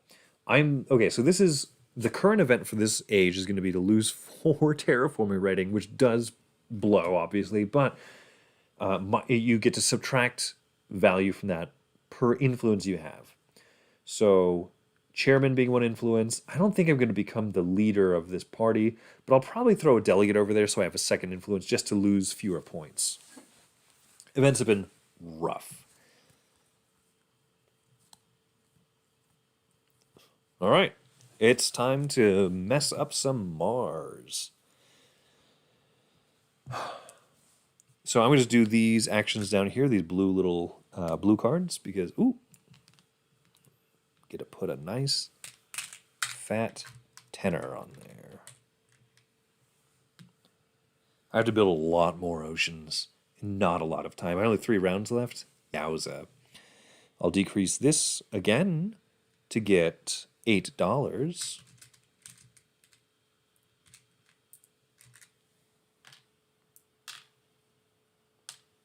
I may only be buying oceans at the end of the game here.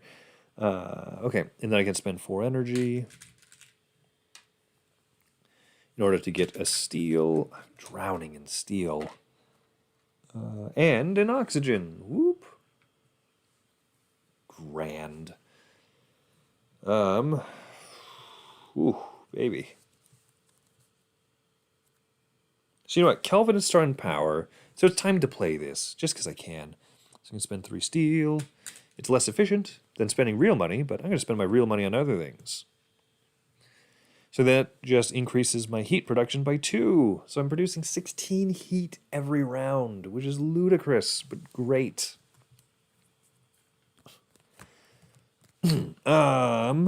The Ganymede colony, which just builds a city out here in Ganymede, which is useless, but it is a Jupiter tag, a Jovian tag, and it'll become worth 1 point per Jovian tag that I have out. So great. $20. I'm going to spend 7 titanium on it. It's actually $21, but who cares? So boom, that's done, and then I get to put this city tile out here on the Ganmead colony. It's not next to anything, so it doesn't really matter. Nobody truly cares about it, but whatever.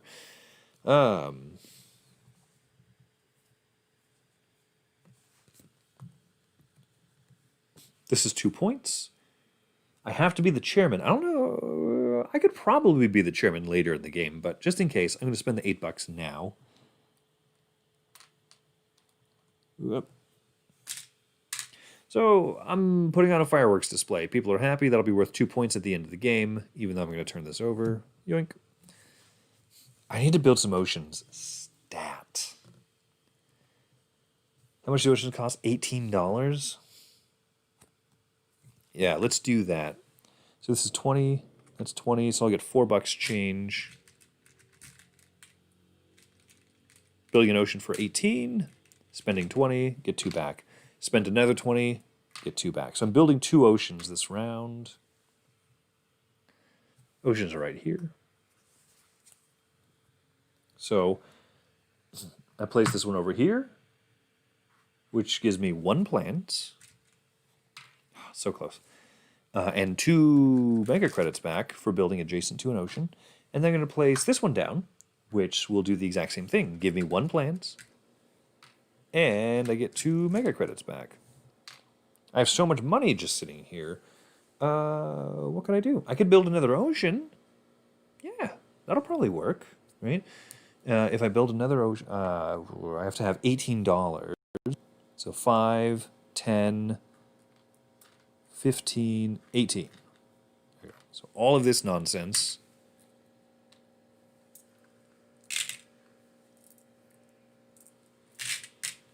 Build a 3rd ocean this round. So 1 for the previous, 2 for the previous one, 3. And that one's going to go right there, which will give me 1 more plant. And now, guess what? I have 8 plants that I can spend to build another one of these forest tiles. Build a forest tile right here, which I covered up 2 heat symbols, so I'll get 2 more heat. Then I'm going to spend an action to spend 8 heat to raise the temperature, and I'm going to do that twice. So that's 16 heat. So boop, boop, boop, boop. Oh, okay. There's 2 more rounds of the game, which means I'm going to get to use this card here, which will give me 2 more oxygen. So I need to build 2 more plant tiles. I need to buy 1, 2, 3, 4 more oceans, and I will not have a problem maxing out this temperature track. So I'm just going to have to spend money basically building oceans on the last few rounds of the game here. Is there anything else I want to do? I could buy penguins once I build 8 oceans. At that point, the game's pretty much going to be over. All right. I'm going to call that good for now. So I'm at 41. Oh, hey, I didn't do anything here on the politicking board.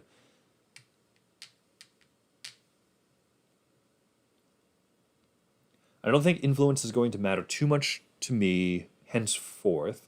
So I'm going to use a free action to move my lobbyist down here.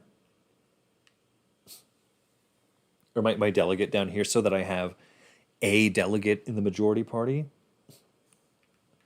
I'm going to spend 5. 3 normal bucks, 2 heat, as if they were dollar bucks. And I'm going to put another delegate over into the Calvinist party. Yeah, because I want the Calvinists to be back in power by the end of the game. Probably. Yeah, I don't have any other requirements, so we'll call that good. Okay. Yeah. Oh no, I just remembered the Reds. I think the Reds are supposed to represent kind of like a red party, you know what I mean? My guess is they're kind of this like egalitarian party type of thing, because when the Reds are in charge, for the next round, every time you move up the terraforming rating or your point marker, you have to pay $3. They don't want people to get too far ahead. I think it's kind of symbolically what's going on there. Nuts. All right. Well, yeah, so that's going to be, I'm going to be done with actions and stuff there. This will change in a second. So let's do this. I got 41 plus 5, so $46. Excellent.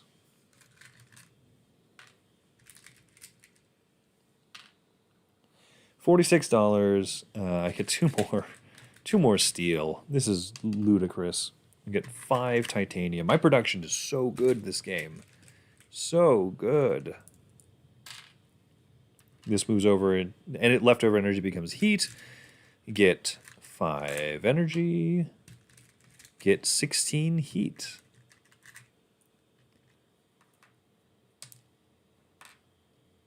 So good.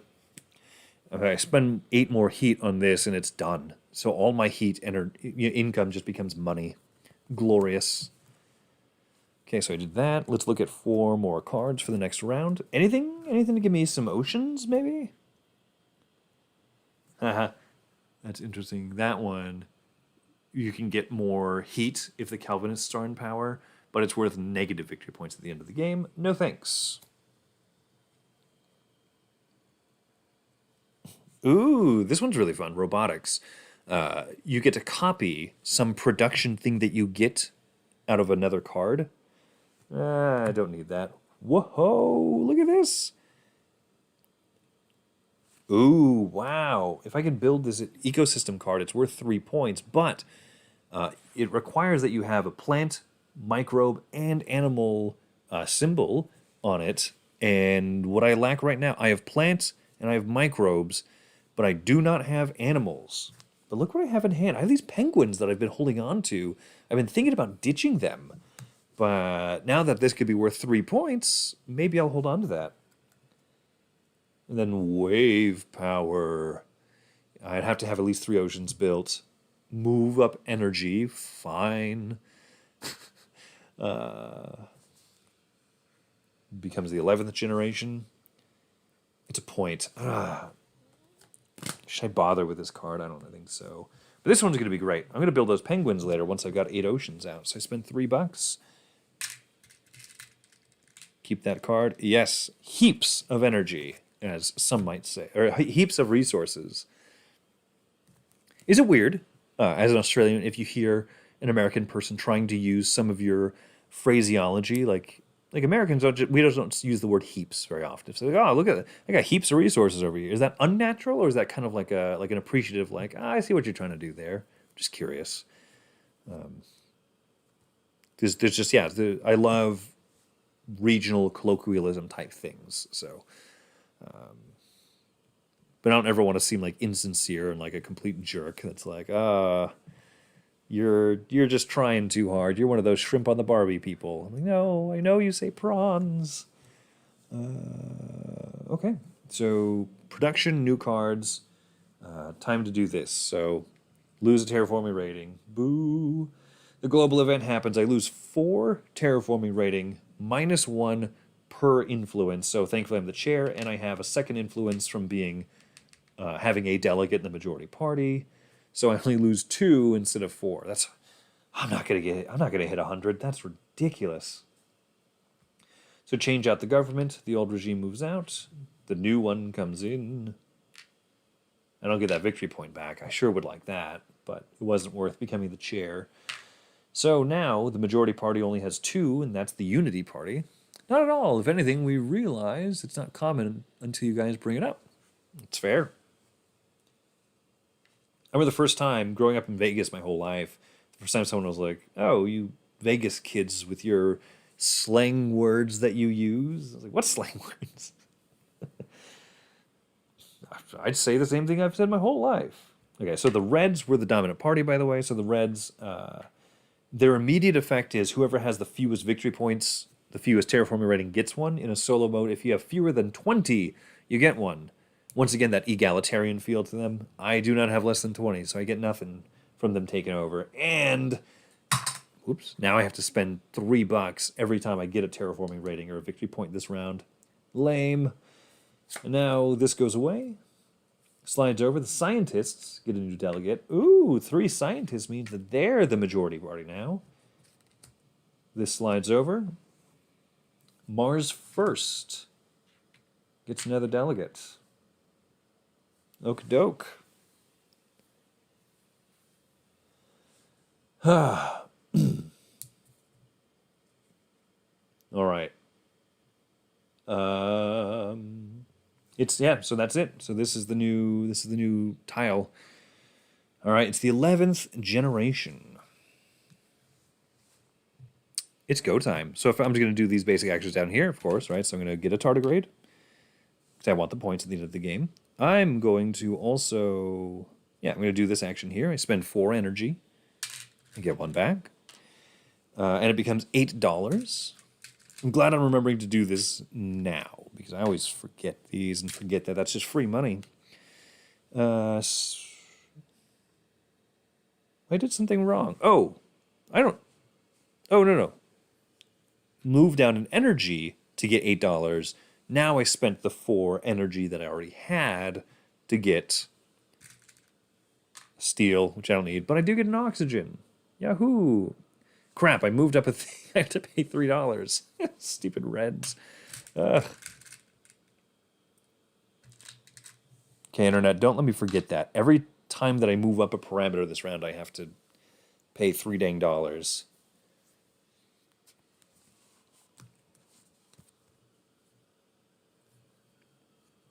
All right. I don't think it's worth using my heat then to move up this heat track this round because I have to pay so much dang money because of this these guys here. So I'm going to focus on oceans first. I think that's what I'm going to do. I will. So normally it costs $18 to put out an ocean. I'm going to spend 21, right? Increases my terraforming rating. I have to spend another $1 or another $3. So 21. I'm going to place out an ocean right over here. So that will be, boom. But I get $2 back for building next. And I get 1 plant for covering up the plant symbol. So that's nice.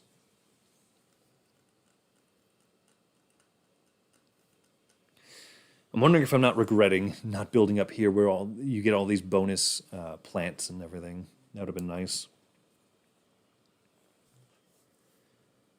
And now, what else? This is just points. 1 point for the card, 2 more points for having the Jovian tag bonuses. These are just points, which is great. Okay, 1, 2, 3, 4, 5, 6.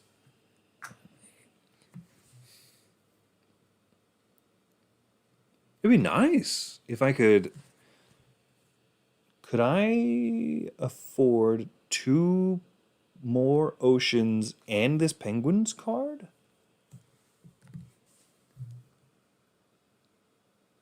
Can I do it? No, I don't have enough money, do I? Because this. Well, let me try it. Let me try it. So $21 once again. Build another ocean. Move up the parameter. 18 plus the 3 penalty, right? So I'm going to put this over here, which will give me 3 heat. This might do it. Building next adjacent to 2 ocean tiles, which is 2 mega credits per tile that I'm next to. Boom, boom, boom, boom.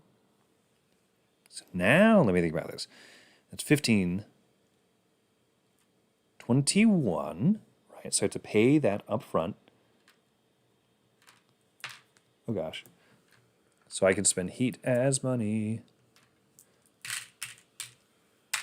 So 21 to build an 8th ocean tile. Great. I'll build it right here. Move up my terraforming rating. I build it adjacent to 2 tiles, so I get 4 more bucks back.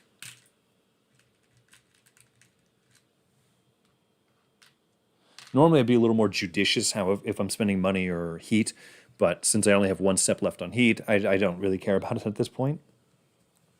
So guess what? I've got 8 ocean tiles out now, which means I could spend $7 and get penguins, baby. love penguins so much. Not really the card, just penguins in general are kind of my favorite animal. So, you know, if you're going to include it in a board game, I'm going to like it. Well, this is actually a specialty card that I happened to get for free. Not in the normal game, which is sad. You should include penguins in your games. You always should have penguins. So as an action, just as a free action that I get to do, I get to add an animal to this card every round, and every animal is worth 1 point. So I only get it for the last 2 rounds of the game, but it's a point. All right. I did that. Can I afford this card now? What is this one? This is the ecosystems card, so 11. 2, 4, 6, 8, 9, 10, 11. I could afford it now and just build it. Oh, or I could put delegates out. It'd be nice for the Calvinists to be in charge again.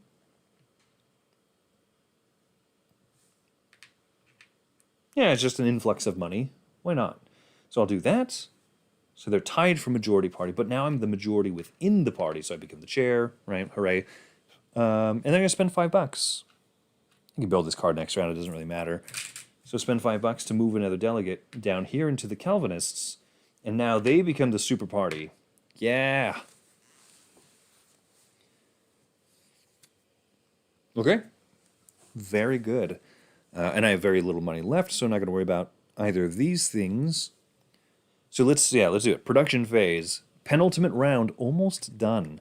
I'm at 41 plus 5, so 46 more dollars coming my way. Plus I'm going to get that sweet, sweet Calvinist bonus. I get more steel, which is ludicrous, and I'm almost done with it. More titanium. Also, just feeling done with it. 3 plants. Energy slides over. 4 energy, which is exactly what I need left for the last round of the game, so I feel good about that. And then 16 heat, which is really just 16... Well, 8 of it I'm going to spend to bump up the heat, and then the rest of it's just going to be money.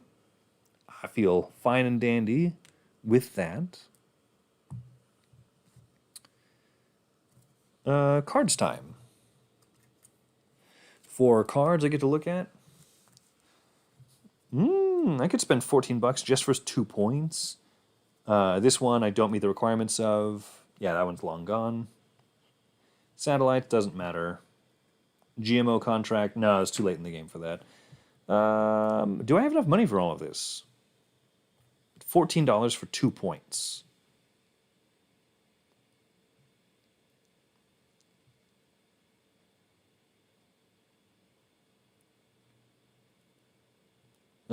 Probably will actually be one of my best returns that I could probably get.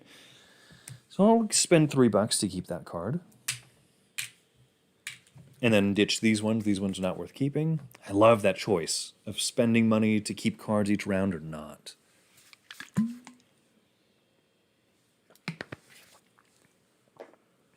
Whew. Okay. Let's go over here to this phase now. So every player loses 1 point. Boo! As is the tradition to say. So this one, the scientific community gain 1 money for each card in your hand and for each influence. I have 3 cards in hand. I have 2 influence, 1 for being the dominant party chair and 1 for having extra delegates. So I guess I get $5. Why not? I like having $5. So the event's done. Now let's kick out the old government, bring in the new one. I get 1 point back for becoming the chair. This goes away. And then the scientists will become the majority party at the end of the game. Hoorah. It doesn't really matter at this point. And the Calvinist bonus comes out. I'm not even using this bonus tile. I just want the Calvinists in charge because the immediate bonus is $16 for me. $1 per heat production. So this is going to be a very, very happy last round. I'm not going to reach that 100 points, though, I don't think. That's going to be a tall order. Okay, and these swap out. So the scientists get yet another delegate. Hurrah. This flips over, and the Calvinists get a delegate. The last event of the game will be earning $2 per science tag out here. I've got no science tag, so it doesn't really matter. It's fine. All right, here we go. We're entering the 12th round, the final stretch of the game. I've only got a few cards to work with. I'm going to buy them all because of points. This card's worth 3 points. This one will be worth 3 points. This one will be worth 2. I need to build 1 ocean. I need to get some oxygen. And I need to build some greenery tiles to try and earn a few more points. Let's see. We'll see what my point total ends up getting to. But it won't be fantastic. But we'll see. I didn't get any city cards. I didn't get any cards that help me build more cities cheaper, which is too bad because then building more cities near my forest would start to increase the amount of points that I could get. So we'll see. We'll see. All right. First things first. Let's go ahead and do these bottom actions here. Add a microbe to this card. So boom. I got my 12th tardigrade. That'll be 3 points at the end of the game. Boom. I'm going to reduce my energy production to get $8 more.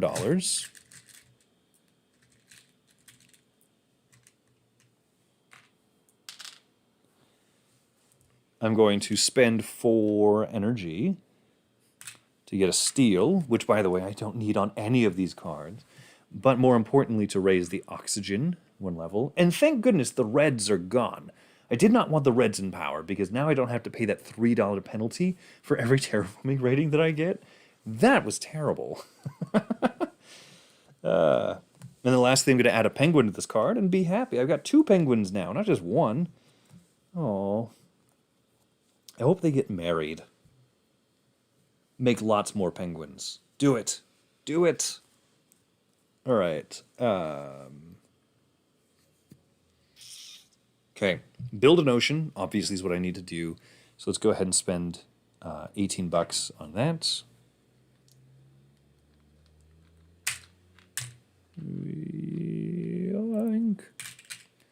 So building the final ocean, building the final ocean. I'll zero right here because it will give me $4 back. Move up a terraforming rate. And, also, before I forget, I will just spend this to move up the heat, the final step. I've got 2 more steps that I need to do there.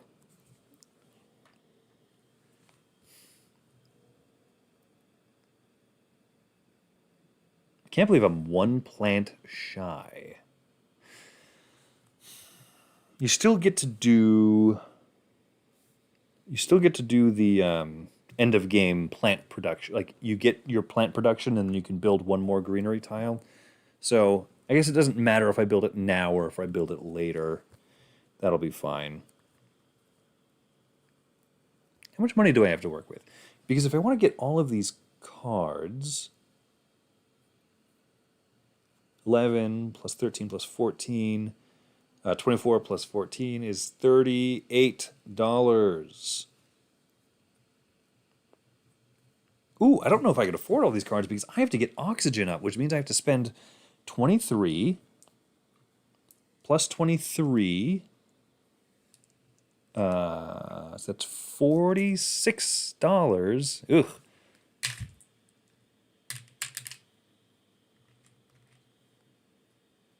Wow, this is a disaster. I'm glad it's off camera. I'm dropping all the things into the wrong bins. All right. I have to spend $23 and $23 just to build the last 2 forest tiles because I need to get the oxygen up. Boom and boom. So there you go. I did all of the parameters. I wasn't worried about it, but build that one there. To get that. And then, oh, which, it gives me 2 heats, so that's fine.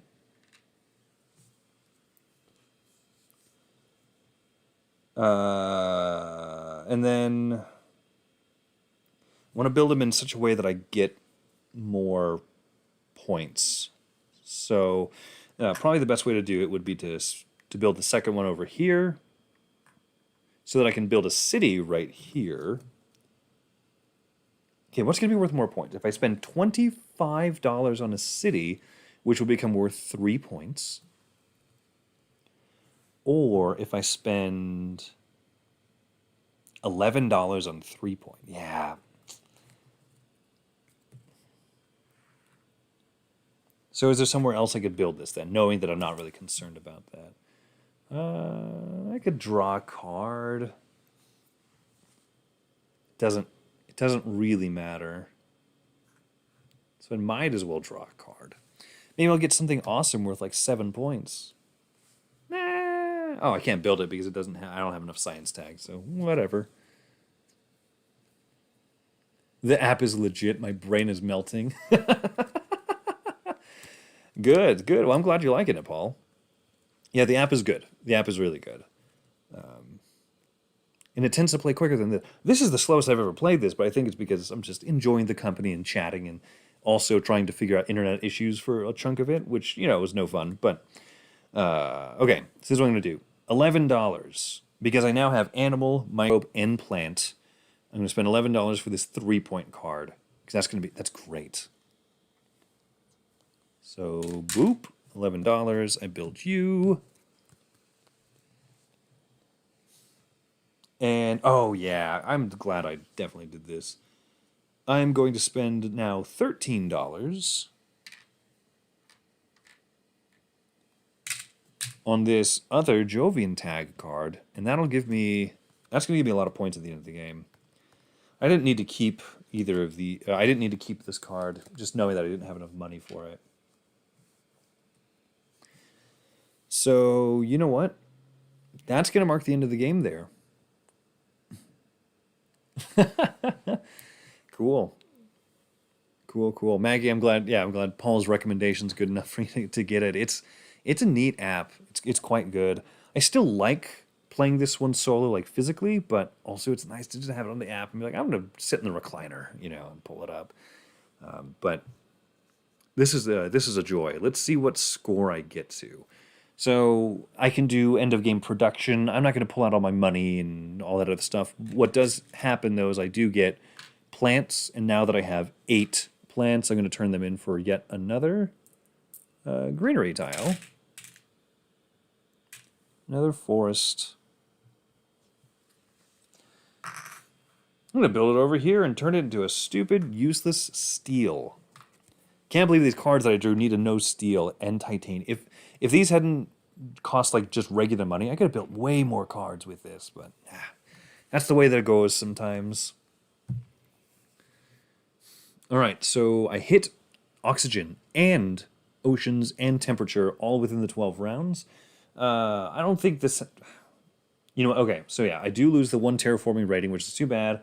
I'm not the chairman of any party, whatever. The global event happens. I don't get any money because I don't have any scientist tags and stuff. I got 2 influence. I get $4. The money doesn't matter at the end of the game. I'm not going to go through all of these steps because, cool, done, right? So now let's count up stuff. Let's see end game. So I did succeed at all 3 of the main objectives of the game. Normally, if you're playing a multiplayer game, you can do the milestones and the awards for end game bonus points, but you don't in the solo game, which makes it hard. And then, so let's move on. So let's do the board first, and then I'm going to score my cards, because I think my cards are going to be more interesting. So on the board, you get 1 point per forest that you've built. So that's 4, 5, 6. I get 6 points from forests.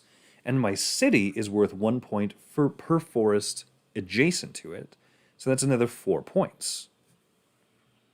So that's 10 points there. Not bad, right? These are unbuilt cards. I'm just going to ditch them. Now let's go through all of my cards and see how many points I got. This penguins card is worth 2 points because I got 2 penguins, a perfect pair right there. This card is worth 3 points, 1 for every 4 microbes on it. So 3. I'm at 60. Let's go through the event cards. Any of these? Yes, the celebrations, the fireworks that I funded, give me another 2 points. So I'm at 62. No points in these cards. None here. 3, 4, 5, 6. So 62 plus 6 is 68, 70, because math. 1, 2, 3, 4. So I go up to 72, and then I have 2 cards that say they're worth 1 point per Jovian tag or Jupiter tag that I have. I have 5 of them, times the 2 is 10. So that's 82 points that I got. Not quite close. Not quite close to the 100, but you know what? Hey, I did as well as I could. I succeeded the main objective, and I did as well as I could, despite the fact I kept getting beat up by these dang events over here. I typically don't like games that have just like an event deck. You know, oh, this is the round where, you know, you built all these great yellow resources to spend. This is the round where yellow resources don't count. Ugh, you know, oh, this is the round where everything gets destroyed. I don't always love that in event decks, but I dig this one because you have foresight. You see an event that comes up, fires off. You you get the political control. You choose which party comes up, and so then you get these bonuses. These also like these party bonus effects over the course of the game. And there was not a lot of diversity this game, whereas in other games, if I wasn't the heat person, I would maybe want these to shift around a little bit more between 2 things that I like, so that, hey, if I build these greenery tiles, I would get $4 back more often. I might push things to be in power more often. So I really like the Turmoil expansion, but I did not like it with 2 players, because Wendy and I get in each other's heads too much, and we just clash, and then this politics board, this majority board, becomes just kind of a point of contention. But even with 3 players, I thought this was really great and very dynamic. So let's see. Let's catch up in the chat here. Yeah, Paul, you want to play... Have you played Terraforming Mars much before, or no? You want to play it more with people in the germ-free... with more people, germ-free people. Yeah. Yep. You just learned that Australia won't allow travel overseas for 2021 either? Whoa, like they planned for the whole year already, huh? So, whew, man. And most countries won't accept anyone from the United States right now. So, hooray! You know, we're in the long haul. You know, when did I know that? I think I read an article somewhere that said to anticipate that we're probably like a third of the way through the pandemic and its effects, which was not heartening. So, just for health reasons, Wendy and I, you know, we understand that we've been, we have some health concerns that runs in our family, asthma and stuff like that. So we're just, as long as we can be extra cautious, we're just going to be. But it sure would be nice to hang out with people again. So these chats are utterly, utterly delightful. Paul, you've played Terraforming Mars 15 times in real life. I don't keep track of games. I know for me it's been less than 15 times, but it's also for sure my most played solo game. This is probably my 6th time just playing it solo. And I guess I've played it probably 6 times? I've got to have played this more multiplayer than that. So I guess I would estimate I'm somewhere between 12 and 15 plays of it in person. And then I've played the app like a good 4 or 5 times. So it's a pretty well played game, I guess, for me. And thank you. Thinker Themer, Maggie saying nice job. Yeah, I'm happy. I'm happy that I did it. 82 points, not bad. At least I have a target now to aim for that I can try and do better at next time. A far ways off. And I'll tell you one thing, is that having this card where I could spend that energy and turn it into oxygen, just moving up the oxygen track is nice, because then I don't have to spend as much effort getting plants and converting them into these forest tiles, but the forest tiles are worth points at the end of the game, whereas these are not. So it's a two-edged sword, I guess. You could. I love having these cards because they're a good way to kind of get around one of the main typical ways of having to get all the oxygen, but in terms of trying to aim for a score, they're I don't know. If I could have gotten cards that had like a ton of plant production, but I'm glad I got this because I don't know if I would have won otherwise. I would have had to have spent a lot of money, just a lot of 23 monies, just getting this standard action done just to build the greeneries. But I don't know. I quite like this solo a lot, a lot. Because of that, it's my most played solo, especially big game. This one takes a little bit more setup when you play with the sideboards here, the government policy stuff, wherever, because it just takes more stuff to shuffle, more stuff to get ready and everything. But typically, if you're just playing normal Terraforming Mars without the side stuff, like set up the board, pull some tiles out. I didn't get any of the cards either that let me build these specialty tiles, so that's weird. I was very constrained to where I built first. So I couldn't get like a specialty, like let me just like a cap a volcano over here and then start getting the benefits of building elsewhere. So this was definitely a weird game, but I took advantage as best that I could with everything. So there you go. Thanks so much, everyone, for hanging out. Any other closing thoughts? Any other plans of what y'all going to be doing this weekend? Tomorrow's Sunday, and I because we've been distancing and self-isolating everything in our house. We've not been going to church. Our church has been meeting in person again recently, and I'm I have a volunteer position there, and one of my big things has been pushing for like safety, just like how to actually operate safely if you're going to operate in person and everything, and so. Yeah, so that's been stressful. So Sundays, I'm like the person who's on all the Zoom calls, and a few people are in person, like in masks and stuff, like at the building, and then we have people sitting very spaced apart in the congregation. But we're just not comfortable with that yet. So I'm in a lot of digital meetings most of Sunday, but other than that, I think we're gonna relax. I think we have our D&D group tomorrow. Ooh, that'll be fun. Anyway, I am going to sign off. This has been fun. This has been quite fun. Thank you, everyone, for hanging out and watching me kick Mars's butt. Look how beautifully terraformed this planet is. Look how gorgeous the South Pole forests are. This was a weird play of it, but hey, it was fun. Sorry for the spotty internet. If you want, maybe I'll try and stream Mars again on another day when the internet's not throttled and doing poorly. So let me know. Thank you so much once again for hanging out, and I hope that you all. Oh, let me try and make sure I time this correctly as I click the sign off button. So everyone, thanks for hanging out. It was really a fun time. Have a great day.